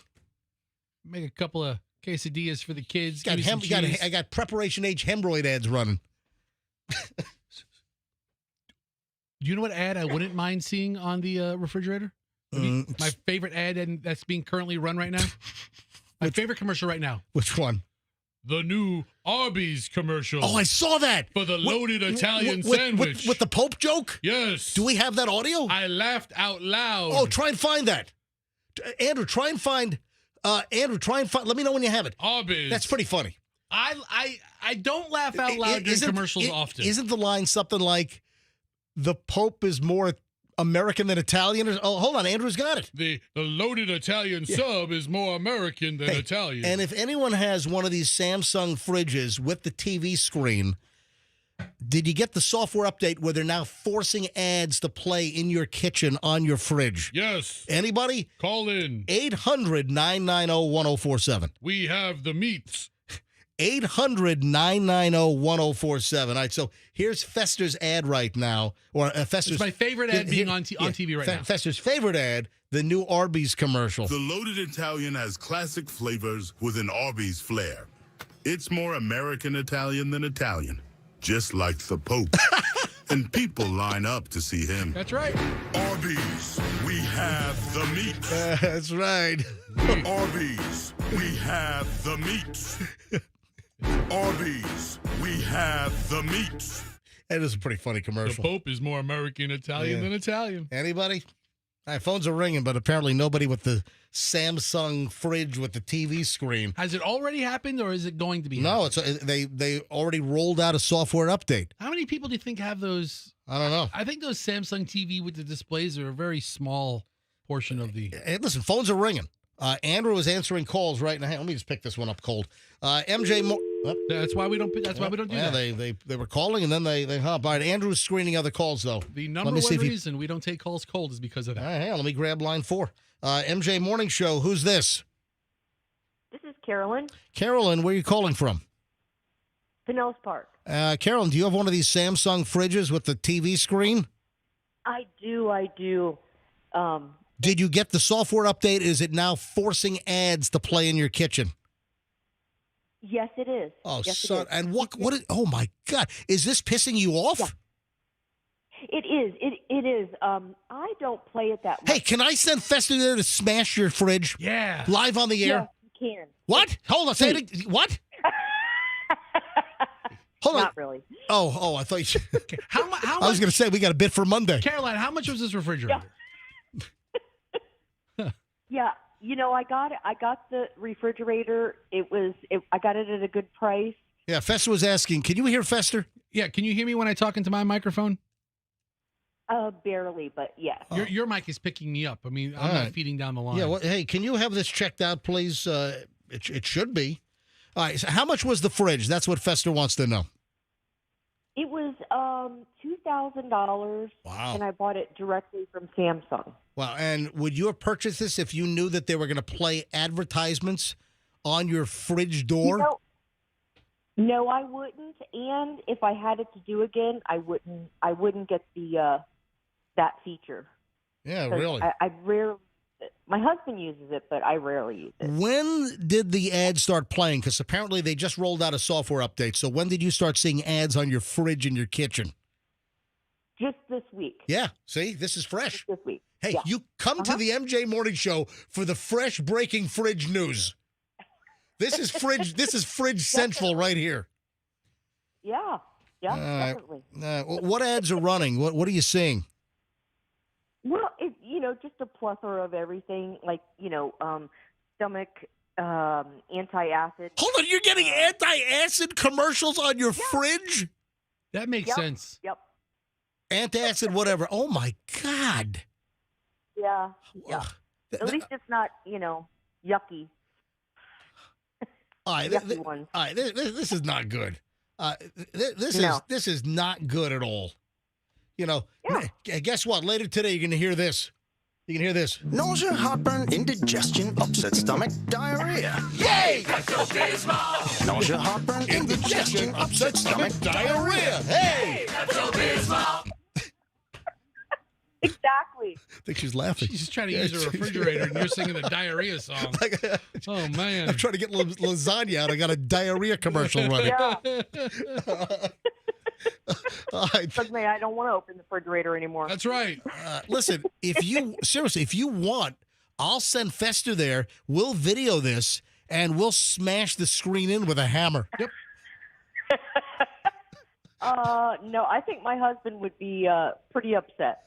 All right. Thanks for calling in.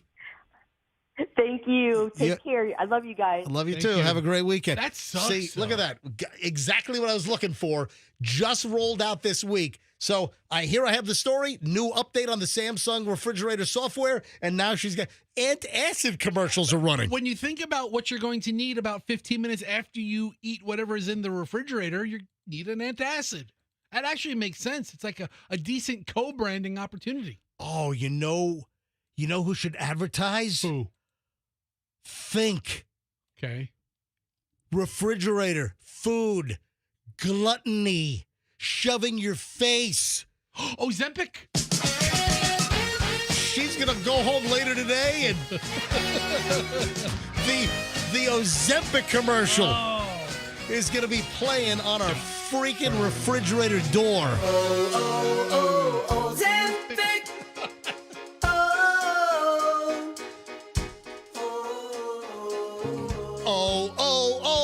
Orange juice.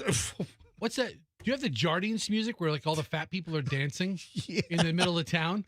What if that was you there trying to get leftover ham sandwich that you made the night before? You just reminded me of something. What?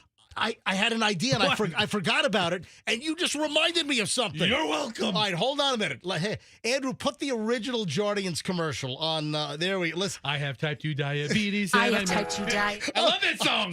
I'm going to love this song. I'm going to get some Trader Joe's chocolate milk out of the fridge, and this is playing. I have type 2 diabetes, but I manage it well. It's a little pill with a big story to tell.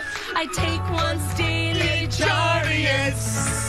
At each day start.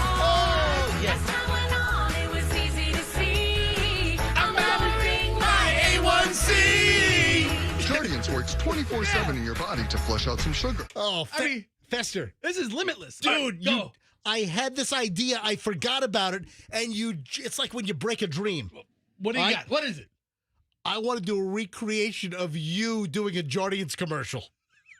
I need a whole orchestra of people. Yes. I need we need like the entire fat farm of people. I want to do you remember we did the Taco Bell commercial in downtown Tampa years ago? Yes. Do you remember that? I do. We did a recreation of a Taco Bell. We went to the Taco Bell on Kennedy.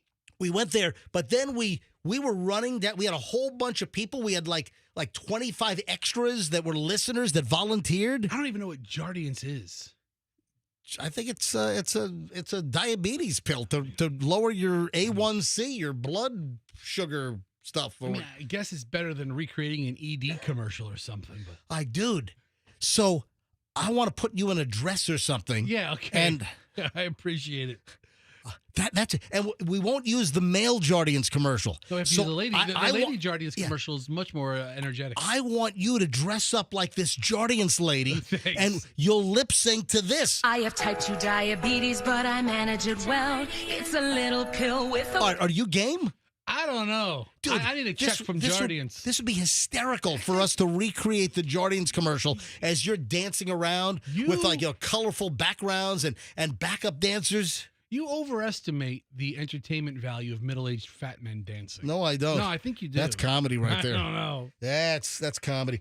Hey, tell me if you've heard of this. Is this just internet BS or is this real? Gen Z. So Generation Z, which is what, like 1997 to 2013 or so? Okay, we do this every time. I know, I always forget. Every time. Okay, so if you're Gen, if you're Gen Z or not. We don't need to review the years. So Gen Z is running out of gas in their cars because they're afraid to fill up their cars. Is this BS? Afraid to? Yeah. Nearly 2/3 of young people are anxious about refueling their cars, according to a new survey. What? And Generation Z, they're running out of gas because they have a phobia about going to the gas station and filling up their vehicles? What? This can't be widespread. Come on. If you have a car, you get gas, right? Come on, this has got to be internet BS. Any Gen Zers out there? So Chloe's Gen Z. Is Chloe at school yet? Hang on, let me see if Chloe's at. Let me check our Life 360 and see where Chloe is. Chloe is. Oh, she's at her apartment. Yeah, does she have class today? Hang on, let me call Chloe. Because Chloe's, right? She's a total poster child for Generation Z. I know I had to show her how to fill up her car, but I don't think she's scared of it. Because she had never filled up a car. And Chloe just got her first car back in, late February. Hello? Hey, Chloe. Yes. Are you listening to the show right now? No, I was sleeping. You were. Hold on. Do you have law school today? No. What do you mean? What do you mean? No, you don't have no classes today. Classes on Fridays. You knew this. Oh yeah, that's right. You don't have classes on Friday. Today's I sleep in Friday. a little. Yeah. Oh, well, well, you should be up studying. Yeah, I sleep until 9 and then I get up and start. Chloe, you've got contracts and con law and all this stuff. You're a 1L. No, not taking con law. Oh no. Oh, that's next semester. Okay, Yeah. all right. Listen, I remember that when your mother, when Michelle, my lovely wife, when your mother, and this is let's see, you were still alive. You were. I think you were baking. I never. First of all, I did not see your mom. She was so involved with law school and studying. I don't even know how she got pregnant to have you, to be quite honest. Because we didn't. Fester, you remember that? Yeah, we're all surprised and perplexed how she got pregnant as well. We're all like, what happened here? What the what? So should we do a paternity test? No, that's not what we're suggesting. All right, Chloe. We're not suggesting. Chloe, I have a story that Generation Z is running out of gas because they're afraid, they're scared to fill up their cars. No, I'm the opposite. right, I'm scared of running out of gas, so I'm always filling up my tank. All right. Yeah, that's the other side of it. Who wants to run out of gas? I mean, you could be you're stuck on the side of an interstate. I mean, I ran out of gas once when I got my new car, and it said you're low, and I didn't realize I was that low, and I ran out of gas. And I was stuck on the side of the interstate for like 2 hours, and then a road ranger came along and gave me like half a gallon of gas to get to the next exit. That's the one that happened 2 years ago? Yeah. When I got the Cadillac, fine luxury machine, the finest car. If the 2010 millionaire's car. Yeah, one of the finest, the 2010 Cadillac DTS. Yes, purchased by kings and millionaires of 2010 and me in 2023. It died on the side of the road because it said you're low on gas, but I was dead ass low. I didn't realize how low I was. You don't want to get stuck somewhere. So, Chloe, do you think it's a BS story? Because I thought it was a BS story. The Gen Z was running out of gas because they were too scared to fill up. So you think it's BS? I don't know. I'm not calling BS. I think it's plausible that could. People, I don't know. All right, sweetie. All right, bye. All right, bye. See ya. Bye. Have a nice day. For somebody who doesn't have law school today, she's awfully quick to get off the phone. How disgusting do your reusable grocery bags have to be for the Trader Joe's checkout person to call you out and say, these bags are nasty, you need to wash them? Dude, these reusable bags. That's a thing. They're so. Yeah, they're filthy. They are cruddy. Filthy. You use them 5-6 times? Tell you what, you are safer licking a toilet seat at Raymond James Stadium on a Sunday game day than touching some of these reusable grocery bags. Do you remember we talked about this years ago?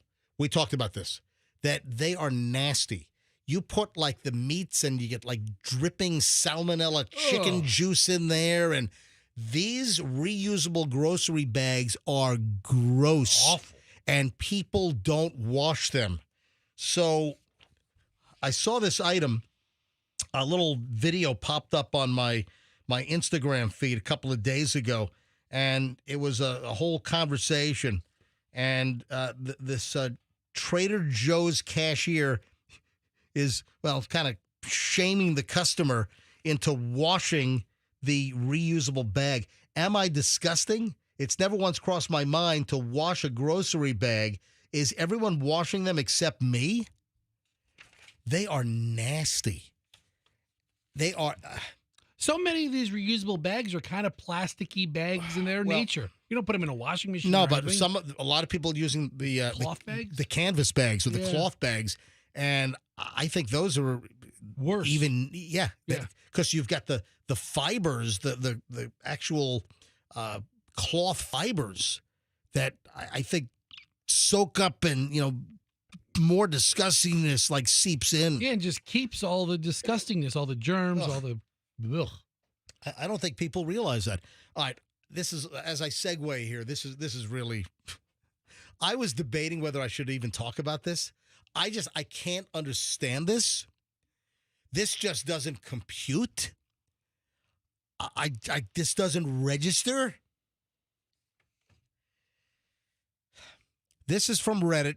This is from Am I the A-hole? So this is where people post stories about things that have happened to them or things they've done, and they're asking the Reddit community, hey, here's the story. Am I the bleep hole? Yeah. Am I the A-hole here? It's kind of like a modern day, am I right or wrong? What's the story? This woman, oh, by the way, it was eventually removed by the moderator. Oh. Right. Okay. She went to the Am I the Bleep Hole forum and asked the question, if she was the bleep hole, if she was in the wrong for telling her boyfriend that she would break up with him if he doesn't. I can't say this. This is so nasty. Should I? I'm kind of far into this, aren't I? You've already kind of piqued our interest. I'm kind of in deep here. Just let it go. This woman wants to know, is she the bleep hole for telling her boyfriend that she would break up with him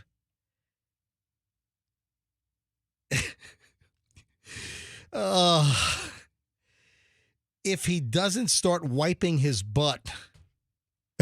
So he never does it? Apparently not. That's why I said this doesn't compute. I don't understand this.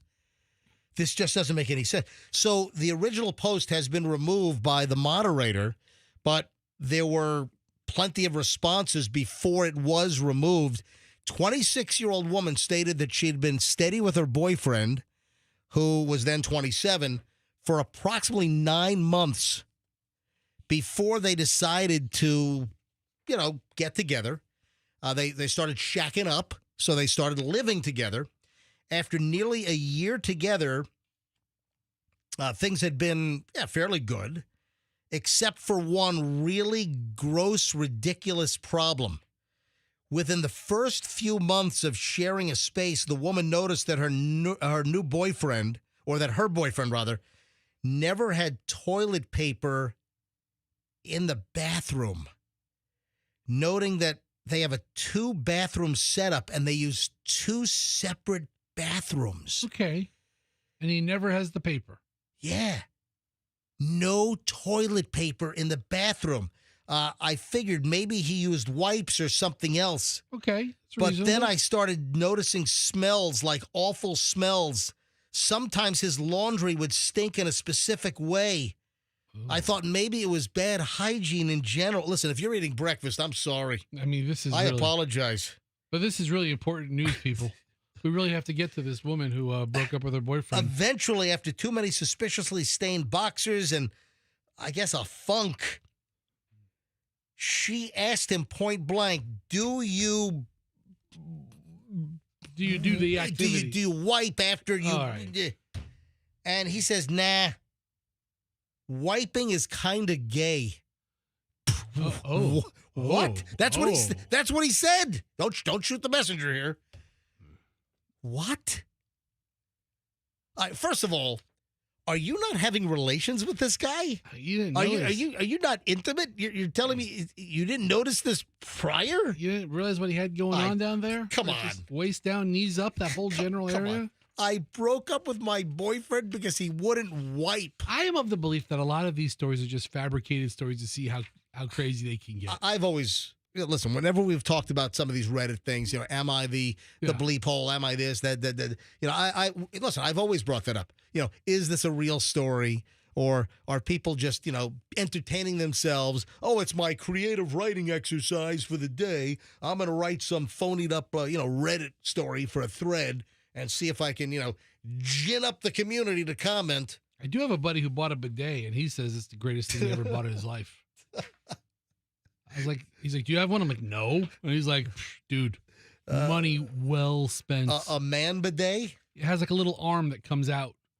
And he affixed it to his regular toilet. Are you serious? Yeah, it has like a little water line that feeds it and it comes out. And it like a water pick for your butt? Yeah. He says, he's like, Dom, it's the best ever. You got to get one. I'm like, I'm okay. Or you just go out back and, just use the garden hose with a nozzle. That's it. Or listen, I've got a 3,500 Simpson 3,500 PSI Simpson pressure washer. Take everything off. Yeah, I use the white nozzle on that thing, man. Whew. That'll strip it clean. Give me the brown nozzle. Yeah, you'd be sphincterless. I don't think I've ever said that on the show. All right, so all kidding aside, shifting gears here. I think this is a public service, and I might, in fact, I'm gonna place a call here. I think this is important. A listener reached out to me, wrote me an email, and then I said, absolutely, I will 100% mention this on the MJ Morning Show. And then they wrote back, hey, if you want to call me during the show, feel free. My number is 727-623 bop, bop, bop, bop. All right. Hey, Andrew, I'm going to put this on hold. I pick up line 4 and see if, let's see, it's Nick. Tell Nick you're Andrew, MJ Morning Show, and that MJ's about to read his email. See if he picks up. Yeah, see if he come on with us. Nick writes me yesterday. Hey, MJ, just want to start by saying I love the show, and I'm working on catching up from Monday. I was in a motorcycle accident on Sunday night on 34th Street in Pinellas Park. So I've been sleeping in, recovering, unfortunately missing the show. But my request is that if you could every now and then, when it's the prime time of the show, when most people listen, that you remind people to always watch for motorcycles and remind them that we sometimes ride rain or shine and year-round, so always keep your eyes peeled for us. I understand sometimes the accident is the motorcycle's fault, but oftentimes it's not. This accident was not my fault, and I will ride again, but if you could remind people to watch for motorcycles, I would appreciate that, especially because I had my wife's little sister on the motorcycle with me at the time of the accident, and my wife, thankfully, was able to avoid the vehicle and avoid being in the accident. So was Sounds like my wife's, were they following each other? Sounds like they were riding out as a family. Yeah. A little family motorcycle trip, and his bike went down. You know what? I think we have Nick on the phone. Andrew, is that Nick on 4? Yep. All right, hang on. Nick, hey, it's MJ and Fester, MJ Morning Show. Good morning. Hey, good morning. Dude, are you okay? Were you beat up? Were you battered? I'm a little banged up, but thankfully we dispatch ambulances and cops are dispatched really quick. All right, well, so what happened? Where were you riding? You're in what? Did you say Pinellas Park? Yeah, we were heading home actually, and we were both in the middle lane, a little staggered. She was a little farther ahead of me. All right, so let me get this right. So your wife was in a car ahead of you? No, she was on her motorcycle. Oh, we have two motorcycles. Yeah, they're going out for a family ride, right? Yep. Okay, so your wife is on her bike, and then you're behind, and you have your wife's sister riding with you on your bike. Yeah, I mean, she wasn't that much farther ahead of me, like maybe like 10 feet max. So what happened? Describe what happened. What caused the wreck? 64th Avenue, there's no light until 66th Ave, which that's going north. We were going north. Somebody pulled out of 64th Ave right in front of us. That's terrible. She was thankfully able to swerve to the left in the left lane from the middle lane where we were. Right. But when she did that, I guess it set off the crash detection on the Outlander that they were driving. Oh, wow. I was already trying to swerve right, but with a passenger, you have less maneuverability. All right, so you drove right into the side or back of this? What is an Outlander? Why do I know that? Who makes car? It's a Mitsubishi. Okay, oh yeah, that's right. Mitsubishi Yeah. Outlander, Mitsubishi Outlander. So it's like an SUV looking thing, right? Small one. Yeah. Okay, so where did you hit this Mitsubishi Outlander? So I was already trying to swerve to the right and brake. I hit the back left of the vehicle. How fast were you going when you impacted? Oh, on impact, I'm not sure. I'm assuming probably 30, 40. Oh, jeez. All right, so did you break anything? What damage to your body? Thankfully, no breaks or fractures, but I've got left leg pain, left arm pain. You've got contusions and bruises, right? Oh, yeah. I've got some road rash. I've got pain in my chest going up my neck and around to my back. Hey, I'm going to give you some very important words, Nick. Accident or fall, you call Kemp Law. I've already hired a lawyer that I've worked with in the past. All right, so I guess the obvious question is, did you? So they took you to the hospital, right? Yeah, both. All right, and then the obvious question is, I'm sorry. How's your sister-in-law? How's your wife's sister? She was on the back of the bike. She's definitely better than I am. All right. I was walking around with 2 crutches. All right, so you took the hit. I mean, so you took the most of the impact. Right, and then she's walking fine without no crutches. All right. And She has a broken nose, some road rash. Nick, do you mind me asking, how old are you, Nick? I'm 22. Oh, geez. And how old is your sister-in-law? She's 18. Oh, wow. All right, man, this could have been a whole lot worse. And last question for you. Was the driver of the Mitsubishi Outlander, were they cited for careless driving or whatever? Tell you the truth, I'm not sure if they were. I hope they were. But, all right, well, listen. We were taken in a hospital. All right, well, Nick. By ambulance, so they got us out of there pretty quick. Nick, so. I'm just telling you right now, 22, I hate to, hear that something happened to you at 22 years of age. And also, I hate to lose listeners. So I'm glad you're alive, and I'm glad that you were able to reach out and continue to listen to the MJ Morning Show. So I am happy to just remind everyone, watch out for motorcycles. What is the sticker that I see all the time? Look twice. Look twice. Save a life. Yeah, look twice. Save a life. There you go. All right, Nick, listen, I'm glad you're okay. You keep in touch. Let me know how your recovery's going, okay? I appreciate it. All right, buddy. Thanks. See you, Nick. Wow. That sucks. Yeah. I'm glad he's okay. I'm glad he's relatively okay. But listen, public service announcement. We have a lot of people that listen to the show. They ride motorcycles. I know people that ride bikes, whether they're recreational weekend warriors or whether it's their regular mode of transportation. Hey, Schreiner. Yeah. Our traffic guy. I don't even think he has a car. Schreiner, our traffic guy, he rides a motorcycle. Rain or shine. If you see a guy looking like ZZ Top with a helmet on coming down the road, that's Schreiner. Yeah, most likely. That's our motorcycle guy. Yeah, the one that's still alive from ZZ Top. All right, 8:54 at the MJ Morning Show. 9 o'clock hour is next. Final hour here on a Friday. I'm looking at my pile of stuff here. Rage bait. I've got, this is unbelievable. Another freaking local story involving rage bait. Do you know what rage bait is? Fester? We talked about it like 2 weeks ago. Hang on. I don't remember. Rage bait, another local story. Lady calling out a scam here on her electric bill. This is interesting. Oh, guess what chimps do? I've got a story on what chimps do every day. Every day? You're going to love this. All right. I got an idea. We're loaded in the next hour, so don't move. MJ Morning Show here on Q105, 104.7 FM.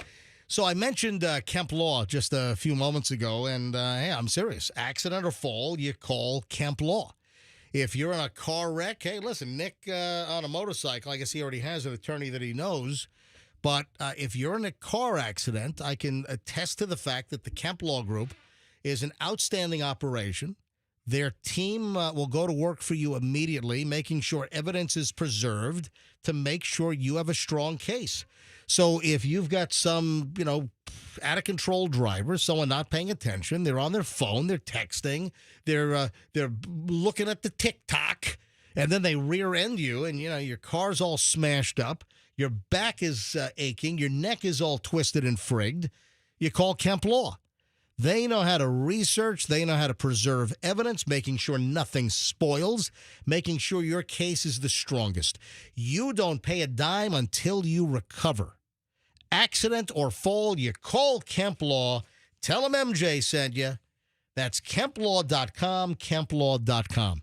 There is some very, very, very good news when it comes to the automotive industry here in the Tampa Bay area, and that is Genesis has arrived in Tampa. That's right, folks. We were Genesis-less in Tampa. You had to go elsewhere to get a Genesis, to buy, to lease, to get Genesis service. And I'll tell you what, you talk to people that own a Genesis, they love their Genesis. My parents have had a number of Genesis. My mom just got a brand new GV70.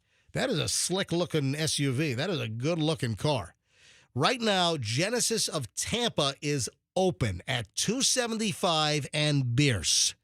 Brand new store. And it's awesome because you don't have to drive somewhere else to get your Genesis service. You can shop around more. And it's owned by Murphy Auto Group, which they are just fantastic. Great lease deals now on the G80s, G70s, the GV70s. Awesome lease numbers right now. GenesisofTampa.com, and tell them that MJ sent you. Traffic's on 8:58. Here's Schreiner, MJ Morning Show, back in a minute.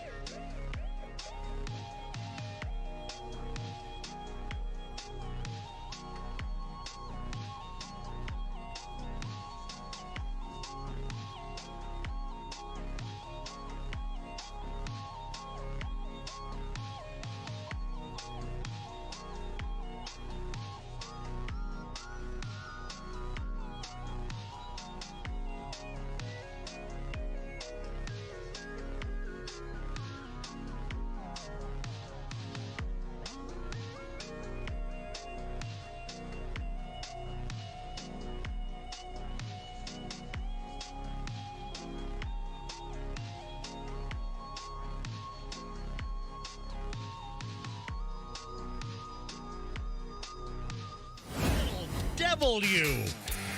Yes. You didn't tell me. I didn't give This you is any, this is like a secret. Well, what a great surprise. Usually when I say, Fester, you sneaky little devil, it's something devious. You sneaky little devil. Oh my God, dude, I've been craving this sandwich. It's pretty great. I'm telling you right now, this doesn't come lightly from me. Okay. When it comes to food.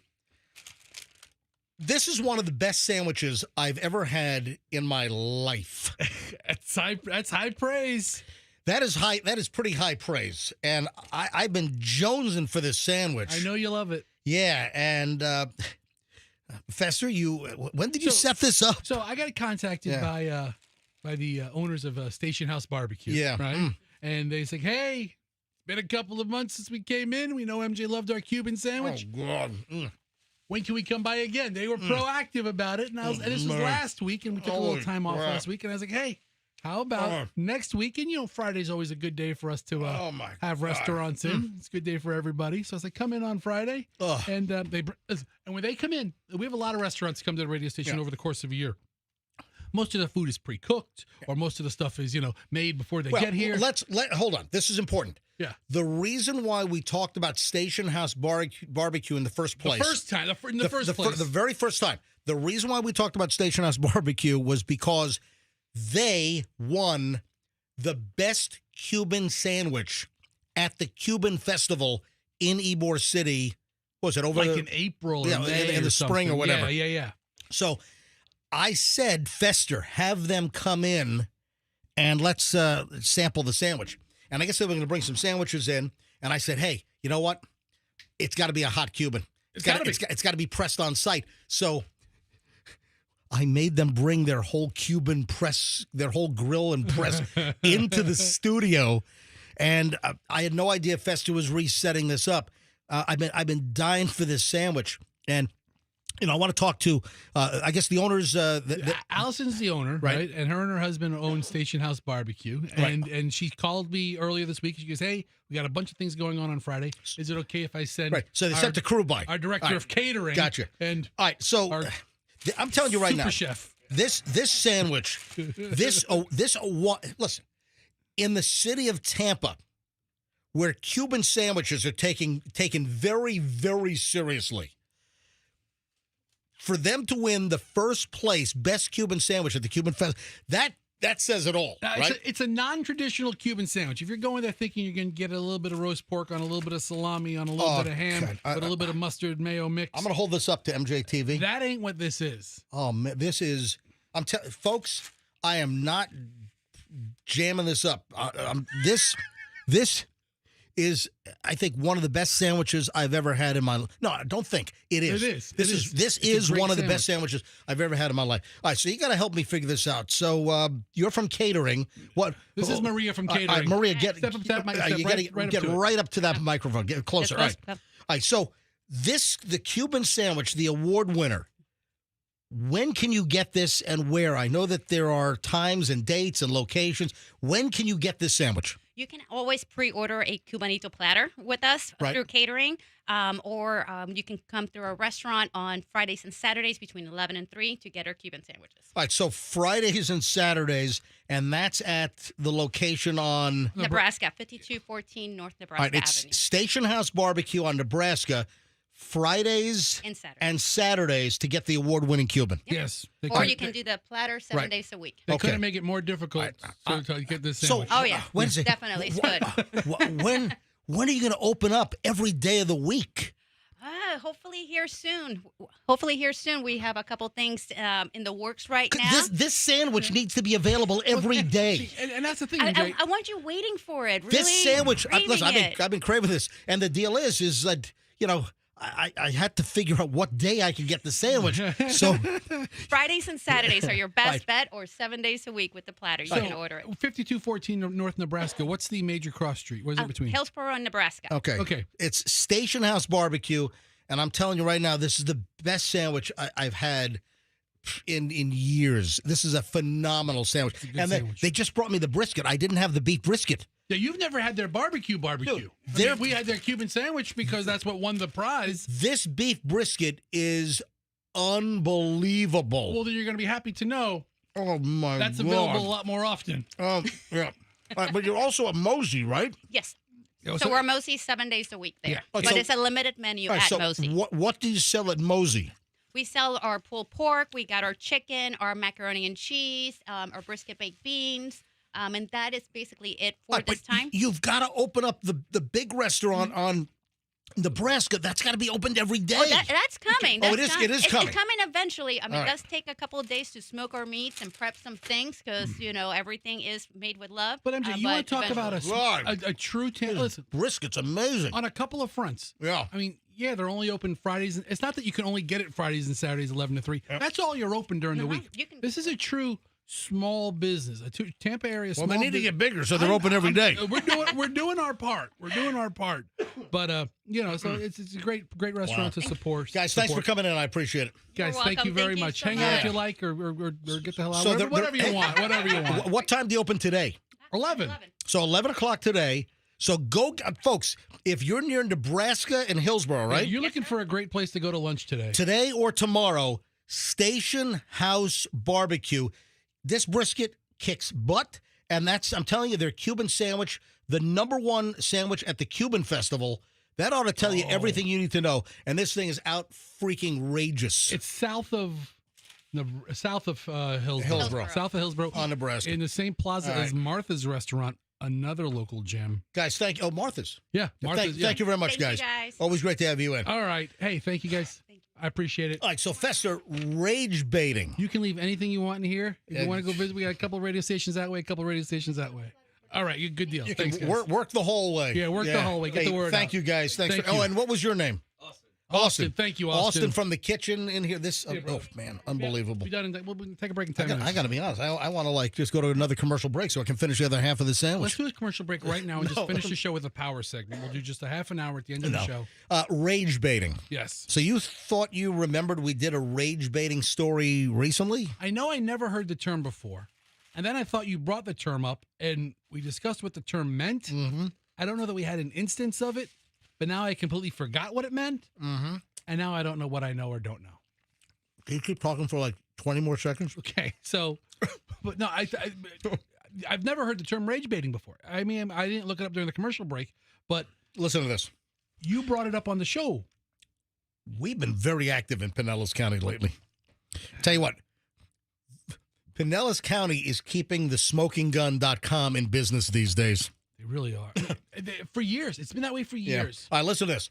A scheme to make money by posting rage baiting videos online backfired on this guy here in the Tampa Bay area who was arrested for menacing neighbors with a large stick, screaming at juveniles, and calling one individual the N-word, according to Pinellas Park Police. So are they trying to goad people into a confrontation? Apparently, that's rage what baiting. Rage baiting? You know, listen. I don't think I was far off with race baiting. Also, if the N-word was uttered, No kidding. as well.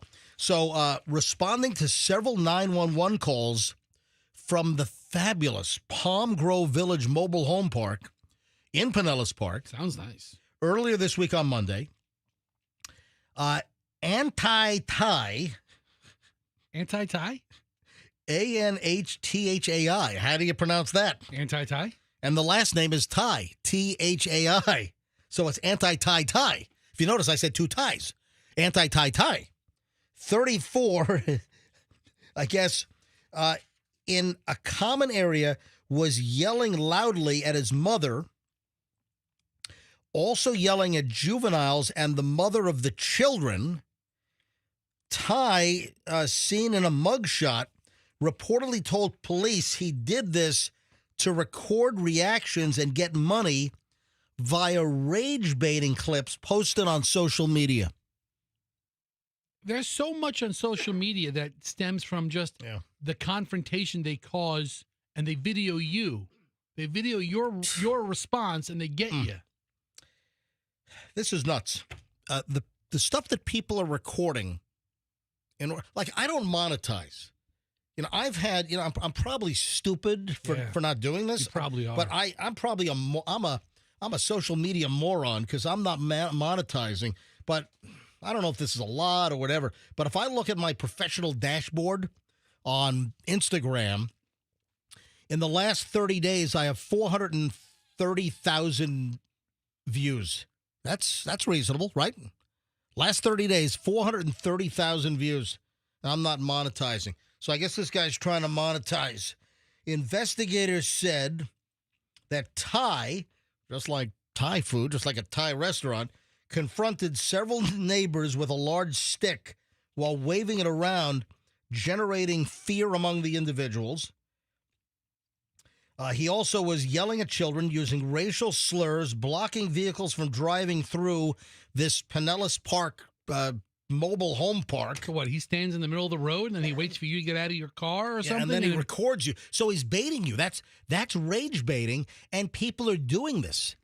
They're trying to provoke people getting angry, recording it, so then they can post it and then try to monetize the posts.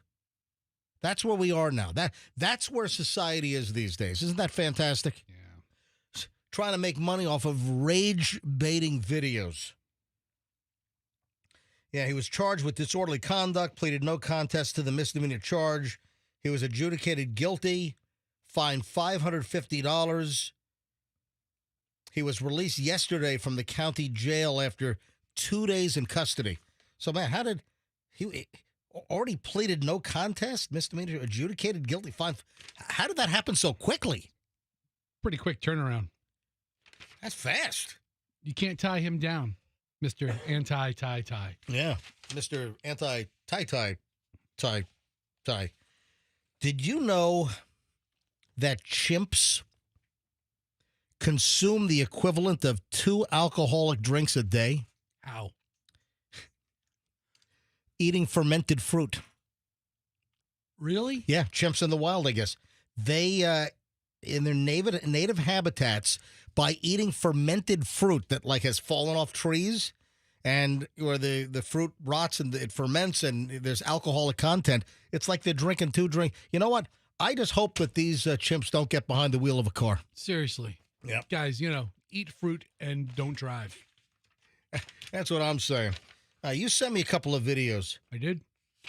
You love the car crusher video, don't you?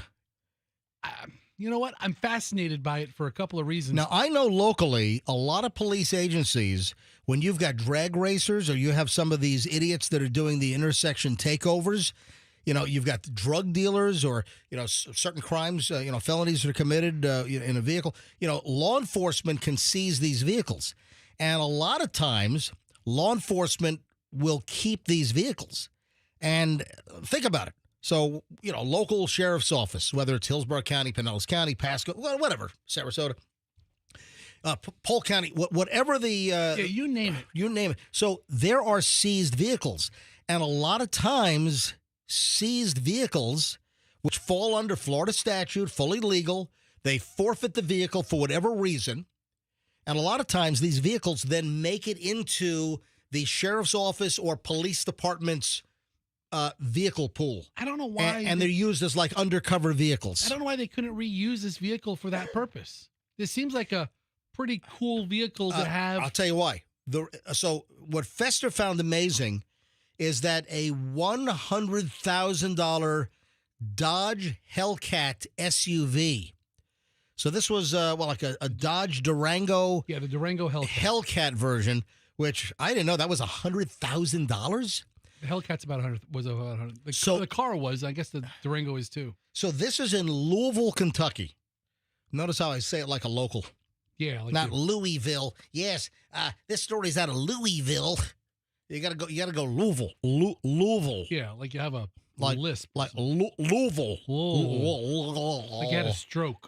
Louisville. So Fester. Yes. Fester sends me this video, and it's one of those metal car crushers where, literally this humongous metal plate comes down and it crushes the car between a lower metal plate. The reason why they crushed the car, and the cop says it in the video, you didn't watch the whole video, did you? Or you watched the car getting crushed without the sound up? I watched the crush, and I saw the cop, and I saw his explanation, but I still think law enforcement should use it for their purposes. Well, here's the deal. Because it's not legal for a pedestrian. Well, hold on. Well, that's the deal. The vehicle is so non-street legal, even the cops didn't even want to put this thing on the road. They said they tried every which way to figure out how to get this vehicle that was not street legal to be able to be used on the road, even in the police department. Here, listen. Here they're crushing the car.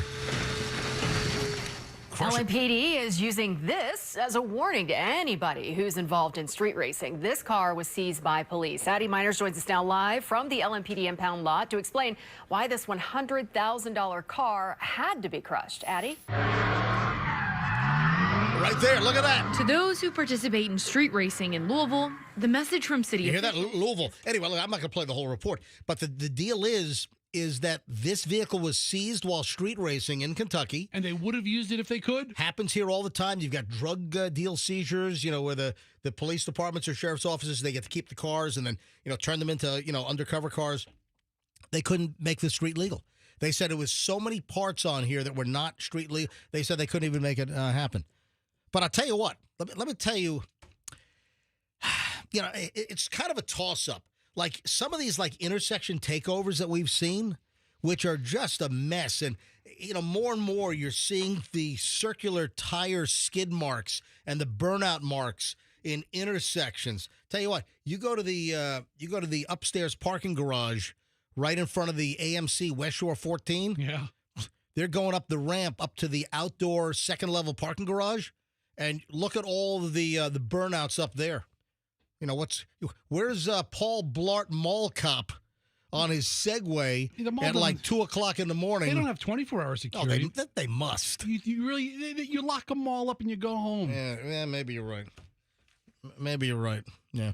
So you see these burnouts. I don't know if they realize this, but your car can be seized. Done. So let's say you got $30,000, $40,000, $50,000 in a car. It could be gone. Yeah. And let's say you've got payments.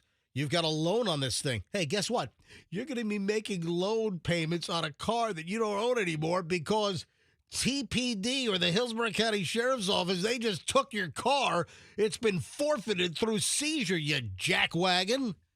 So stop driving like an ass clown, doing these street races and these intersection takeovers. But I do like the fact of the crush. I mean, that really sends the message home. Hey, watch this and weep. You road clod. Yeah. Right? Whoever owned that vehicle's not feeling too good this morning. Oh, yeah. They probably have a fortune into that thing. Oh, yeah. Andrew said they should be forced to watch the crush. Yeah, that goes without saying. Yeah, absolutely. And then, did you send me the bear? You sent me this too, didn't you? Or did Andrew send me the bear? I saw. Is it the bear in the truck? No, the bear walking through the Dollar General. No, I didn't send you that. In Vernon, New Jersey. And, this is, not far away from my bear story. Dude, I'm butthurt, man. I don't know why my bear video, this is one of the best freaking videos that I've ever shot. Suddenly, right in front of us, a 500-pound, pregnant female black bear in front of us, 9 o'clock at night in a parking lot in a condo complex in Connecticut last week. And I shot this video of the bear looking right at me, jumping up on its hind legs, going into a dumpster, pulling out a hefty trash bag and ripping through it, and obviously not liking the way something tasted, because then the bear's going, and then walks away. Not to mention my amazing Yogi Bear and Boo Boo, impression. So I'll tell you what, I want to be able to spend a little more time on this, and I don't want to get too late. When we get back, it's the final segment here on the MJ Morning Show. So I'll show you the cooler bear video, which I thought was pretty. It's happened in Gatlinburg yesterday. Okay, all right. So hold on a minute. So I got my bear video. I've got the bear walking through Dollar. The bear is just. Hey, you hear the one about the bear walking through Dollar General? You know why? You will, because he doesn't do it in the woods. Yeah, you will next, and a whole lot more. I thought this was pretty good. Also, Matthew McConaughey. Is that how you say his name? Is it McConaughey or McConaughey? Hey. It is Hay? I've always heard McConaughey? I thought I've heard some people say McConaughey. Anyway, so actor Matthew McConaughey has revealed that he turned down $14.5 million. Man, you got to be in a good position in life to turn down $14.5 million. So why did Matthew McConaughey turn down that money? I'll tell you why. I got the audio. He was on a podcast, so I'll play that for you coming up in just a bit. Anyway, we're loaded. Final segment on a Friday, and you got two bear stories, two bear videos, man. And the audio, the audio on the Dollar General one is phenomenal, and you got to hear it next here on Q105, 104.7 FM. If your air conditioning is not delivering what it needs to deliver, and that is cool, refreshing, cold air to climate control your house to perfection. If that doesn't work, what do? You call Plan B Air Conditioning. It's going to happen. It's not a matter of if, it's a matter of when. It's going to happen. Your air conditioning is going to break, and when it does, wouldn't you like to know, wouldn't you like to have peace of mind that you've got a reputable, honest air conditioning company that I, MJ, recommend? And that's Plan B Air Conditioning. So what's the plan when the AC doesn't blow cold air? The plan is Plan B Air Conditioning. You can hit the website, planbairconditioning.com, or you can call them up, 813-PLAN-BAC. That's 813-PLAN-BAC. You mention me, MJ, they'll give you 10% off. Yeah, listen, don't be shy. Just say, hey, Plan B Air Conditioning. I listen to the MJ Morning Show. MJ says you guys are great for air conditioning repair, or if I need a new unit, and if I mention MJ, I'll get 10% off. Folks, make sure you do it. Good, reliable service. Your AC is going to break at some point. When it does, planbairconditioning.com. Tell them that MJ sent you. This weekend, why don't you go to Veterans Ford and treat yourself? Why don't you get a great deal on a brand new Ford car, truck, or SUV? What do you want? And I'm going to give you a little tip here. You go to Veterans Ford this weekend or next week, really anytime. But I think this weekend's a great weekend to go pick up a new vehicle. But you go to Veterans Ford and you tell them you want the MJ deal. And no other Ford dealer in town is going to beat that number. So you lock it in. You walk into Veterans Ford. First of all, they're phenomenal. They're inviting. They're going to greet you. You're going to have a great car buying experience. But right away say, hey, MJ sent me.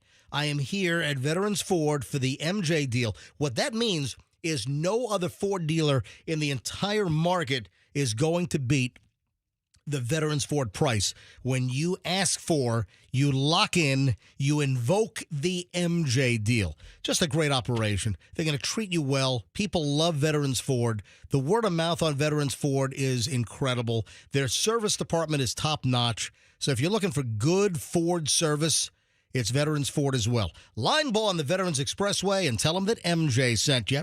Traffic's on Shriner. Last look, last chunk of the MJ Morning Show is next on Q105.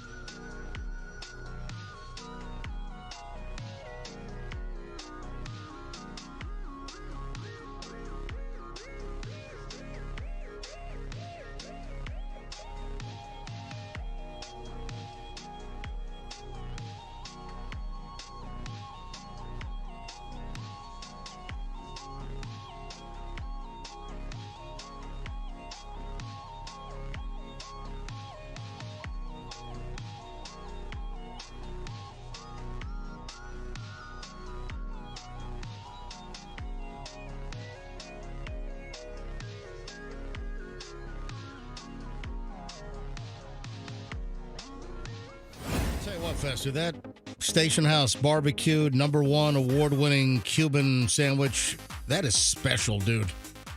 I just mowed through the second half of that sandwich during the commercial break. That is It's a good sandwich. Fester, am I one to quickly toss out compliments if they're non-warranted? No, listen, you know what? I've eaten, I don't know, 20,000 sandwiches in my life. That is a special sandwich. That one stands out.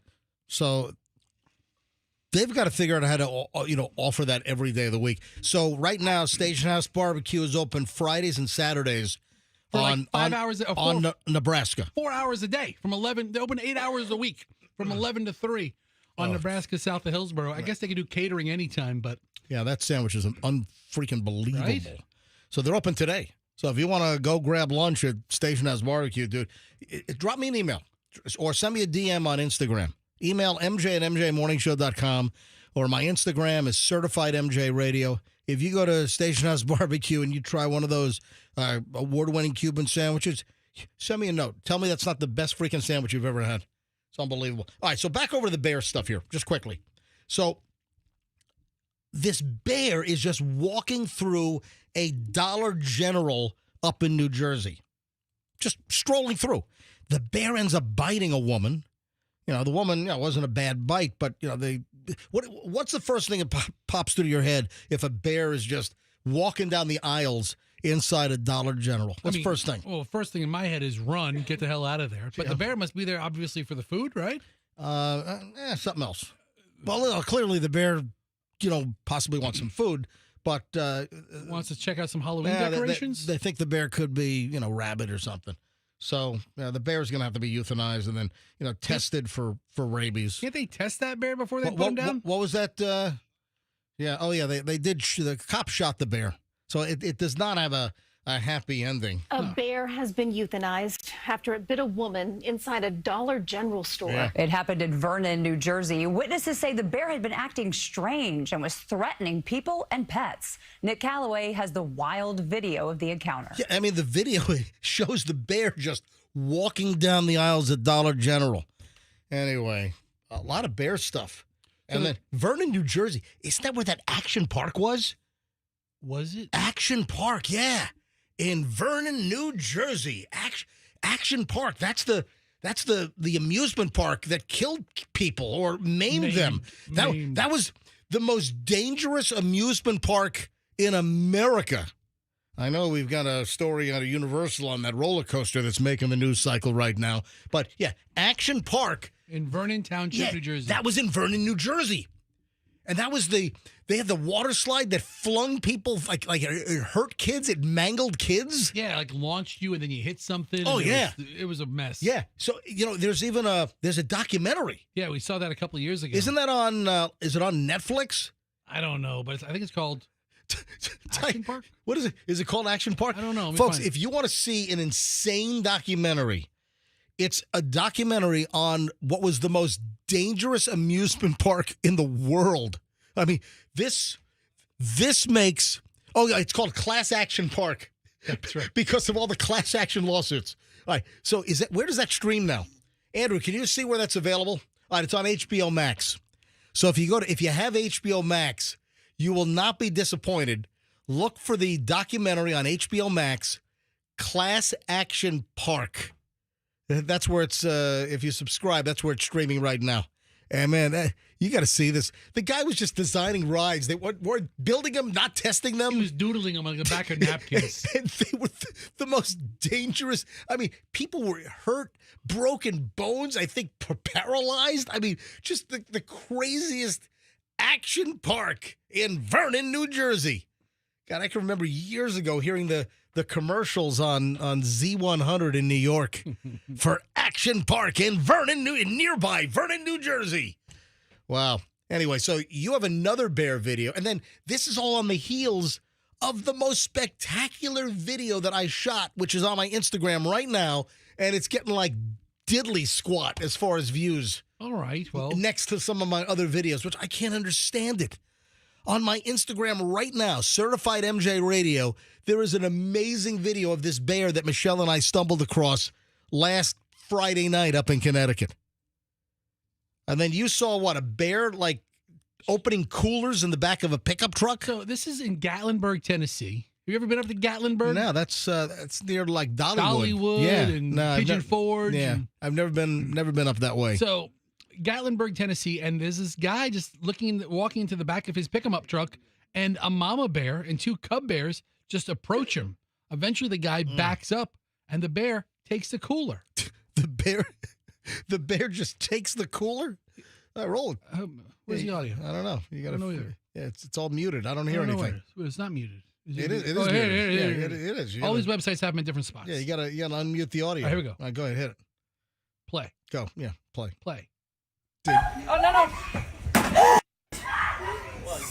It's in the truck. You gotta eat the food. Oh, and the mama. Hey, that's our food. The mama bear has 2 little cute, adorable cubs. Buddy, that's our food. The bear just took their food basket.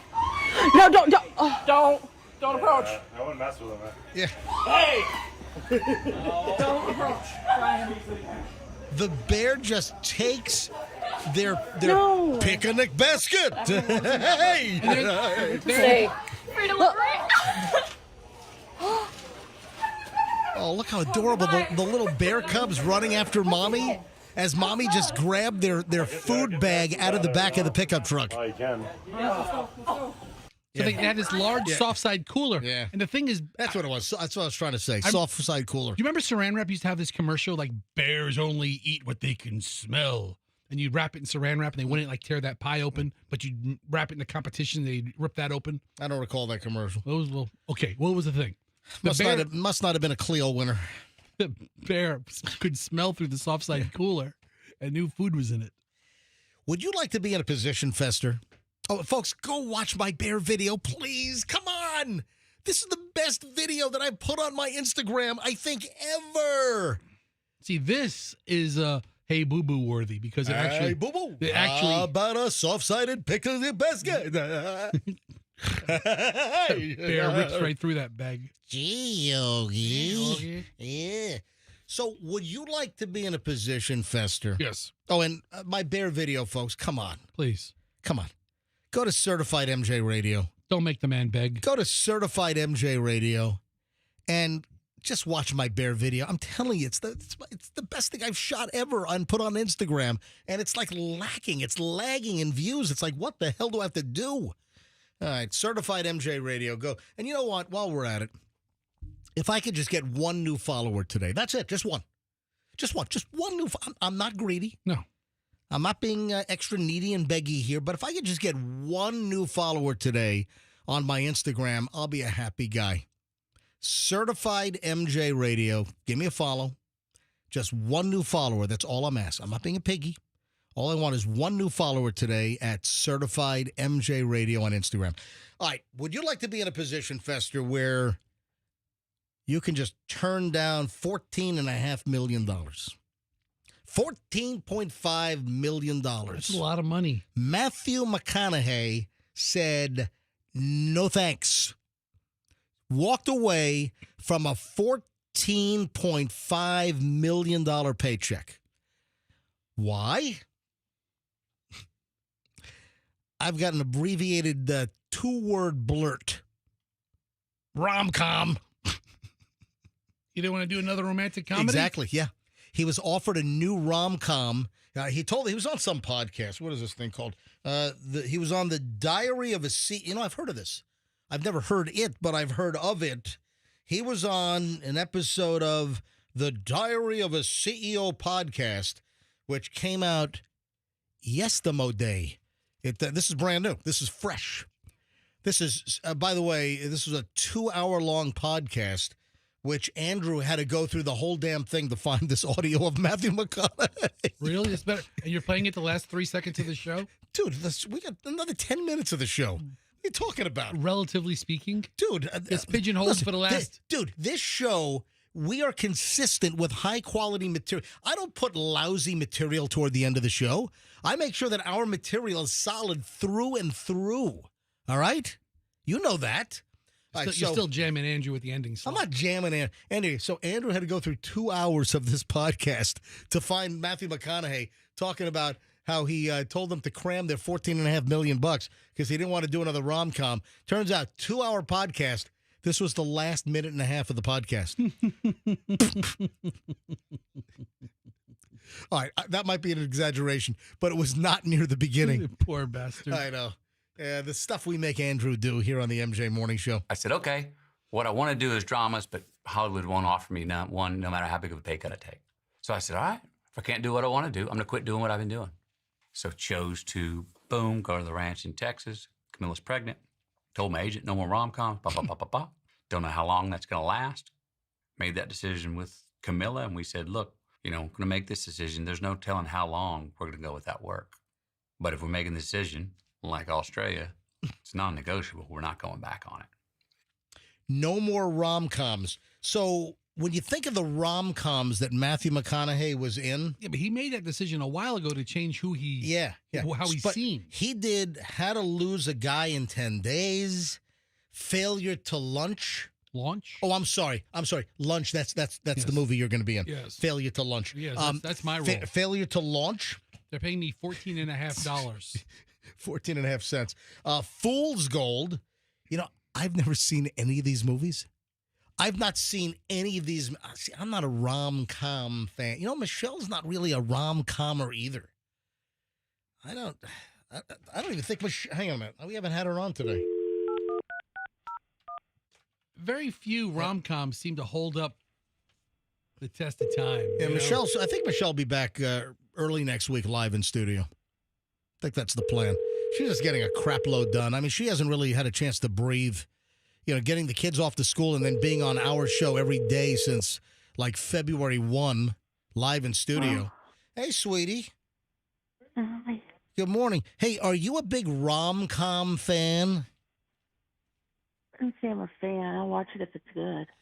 So we just had a story that you're obviously not listening, but Matthew McConaughey, he walked away from a $14.5 million paycheck for a new rom-com.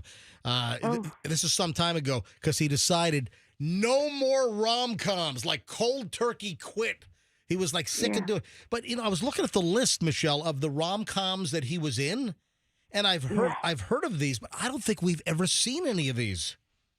Did we ever see How to Lose a Guy in 10 Days? No, never watched that. How about Failure to Lunch? Launch. No. I know, it's a joke. We never saw that. No. What about Fool's Gold? Nope. What about Ghosts of Girlfriends Past? No. What about Claudia is a Hoe? No. You missed that one? Andrew's giving me like the dog tilting its head look. I made that up, Andrew. That's not a real movie. Wasn't he nominated for Best Actor and Claudia was a Hoe? Claudia is a Hoe. Yeah. The nominees for Best Actor, Matthew McConaughey for Claudia is a Hoe. And Ghosts of Girlfriends Past? I never even heard of that one. I never even heard of that. Yeah.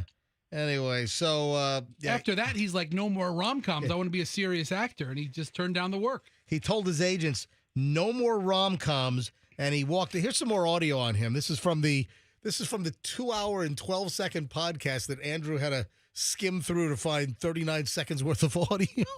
So nothing comes in for months.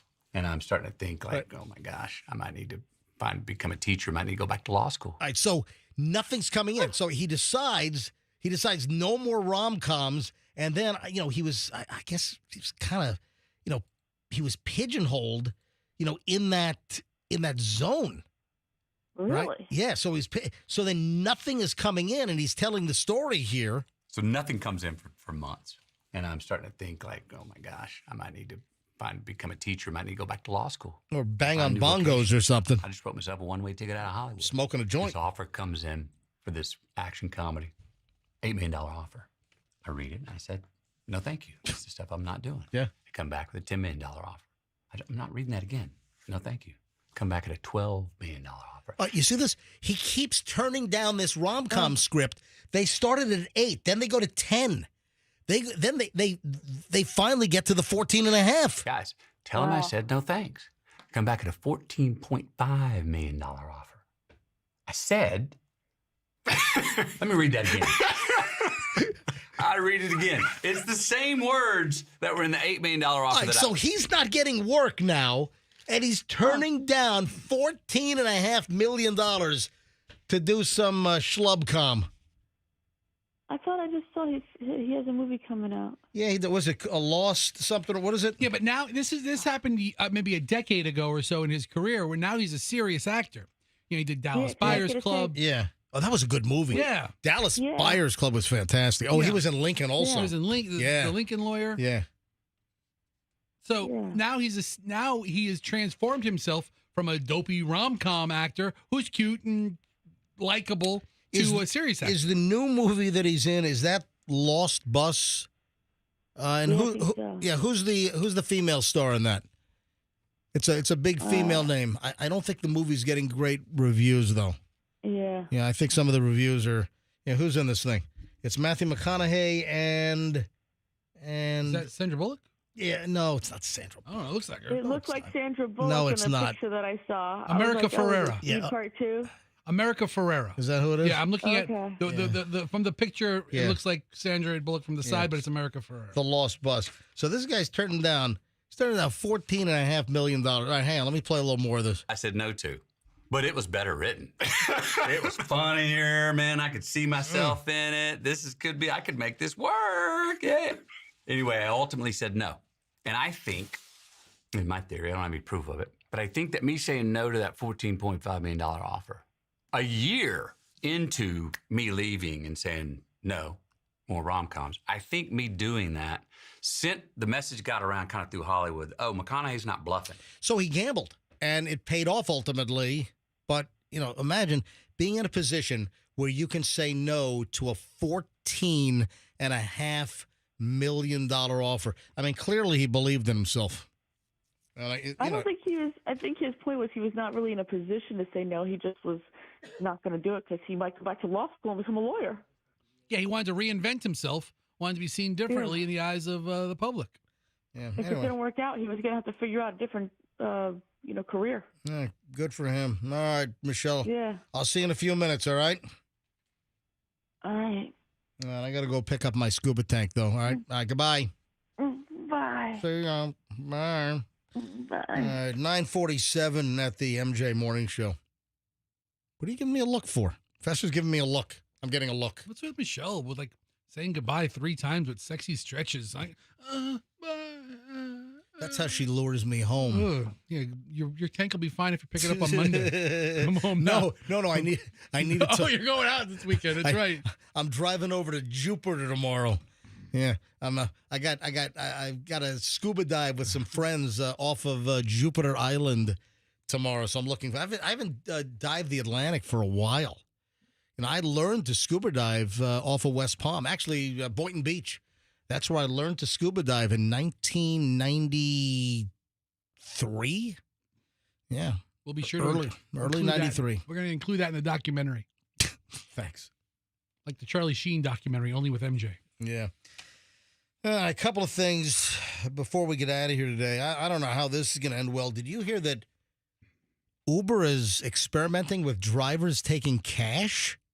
That sounds like a bad idea. Wait, tell me about it. I'm like, what? Have you ever tipped an Uber driver in cash? No. Oh, you know what? Hold on a sec. Who was telling me this? I think it was Julian. Hold on. Let me call. Hey, it's Family Hour here on the MJ Morning Show. I think it was Julian. So, Julian, I think he's got a deal going on where he'll have an Uber ride that's kind of expensive, and then Julian? Yeah. All right, tell us about the Uber deal where if you book a somewhat expensive Uber ride, that you'll strike a deal with the driver. Tell us the story.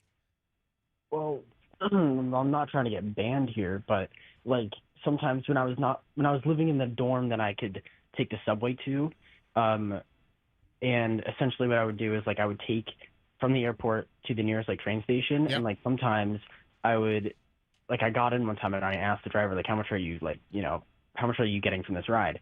And I mean I was paying $35 or whatever, and he was making $12 or $15, and I was like, what? And then I was like, what if I just paid you cash? So I like ended up just paying him like $20 cash. Right.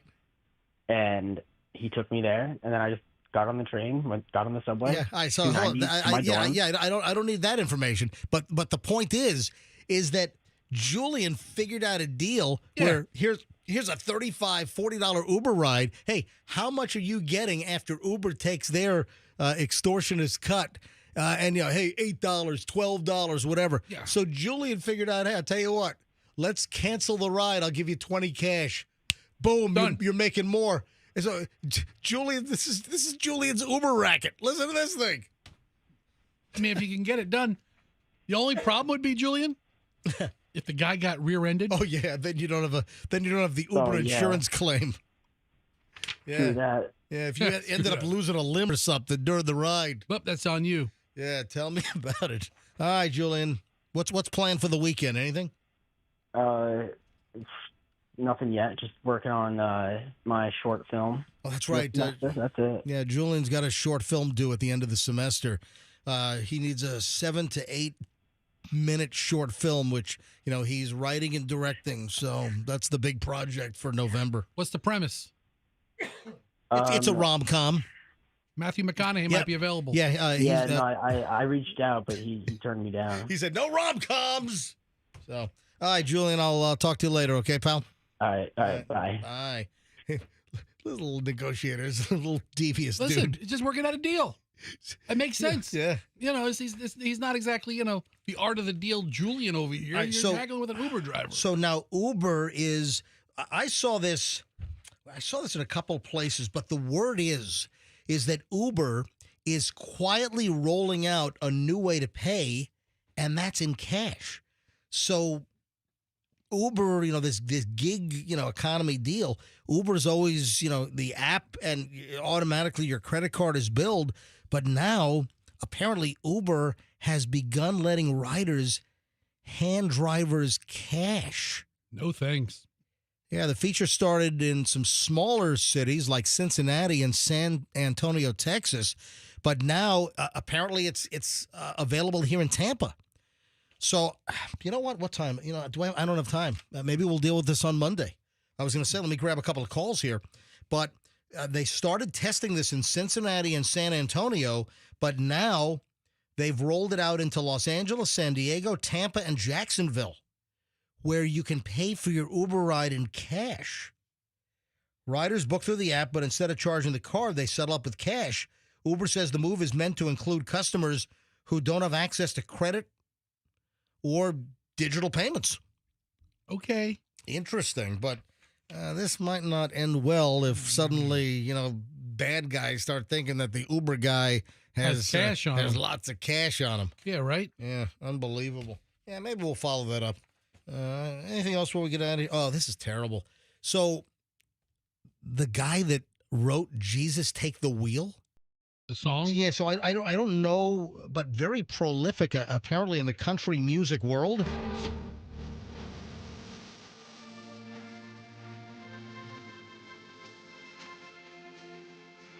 God, I hate to say this, but Jesus needed to grab the yoke of the airplane. That didn't happen. So this well-known Grammy-winning songwriter, Brett James, and two others, they perished in a plane crash in western North Carolina yesterday. It's terrible. It's terrible. Right behind a school. So there's like an airstrip. They were in a Cirrus. What were they in? They were in a Cirrus. Was it a something 22 or a Cirrus airplane? And the Cirrus airplanes, they're known to have the parachute. But that's if you have a problem at altitude. It appears that this must have been a crash upon landing or takeoff, because it crashed in like an area near a school, and the airstrip is right behind the school. So it must have been a takeoff or landing accident. Yeah, he wrote that song, Jesus Take the Wheel, for Carrie Underwood. And apparently he's written tons of country songs. And, just terrible story. Yeah. The worst part about these, when you hear like 3 people or 4 people, a lot of times it's their family is with them. No, it's terrible. Piloting a small plane. Thoughts for his family, his friends, just terrible. 9:55 at the MJ Morning Show. We got to roll. I want you to have a phenomenal weekend. Please get some rest, relaxation in. And we'll do this all again next week. Another solid week of MJ Crapcasting hits Monday morning at 6 a.m. Until then, have a beautiful weekend. And as always, do me a major favor, folks. Let's be careful out there.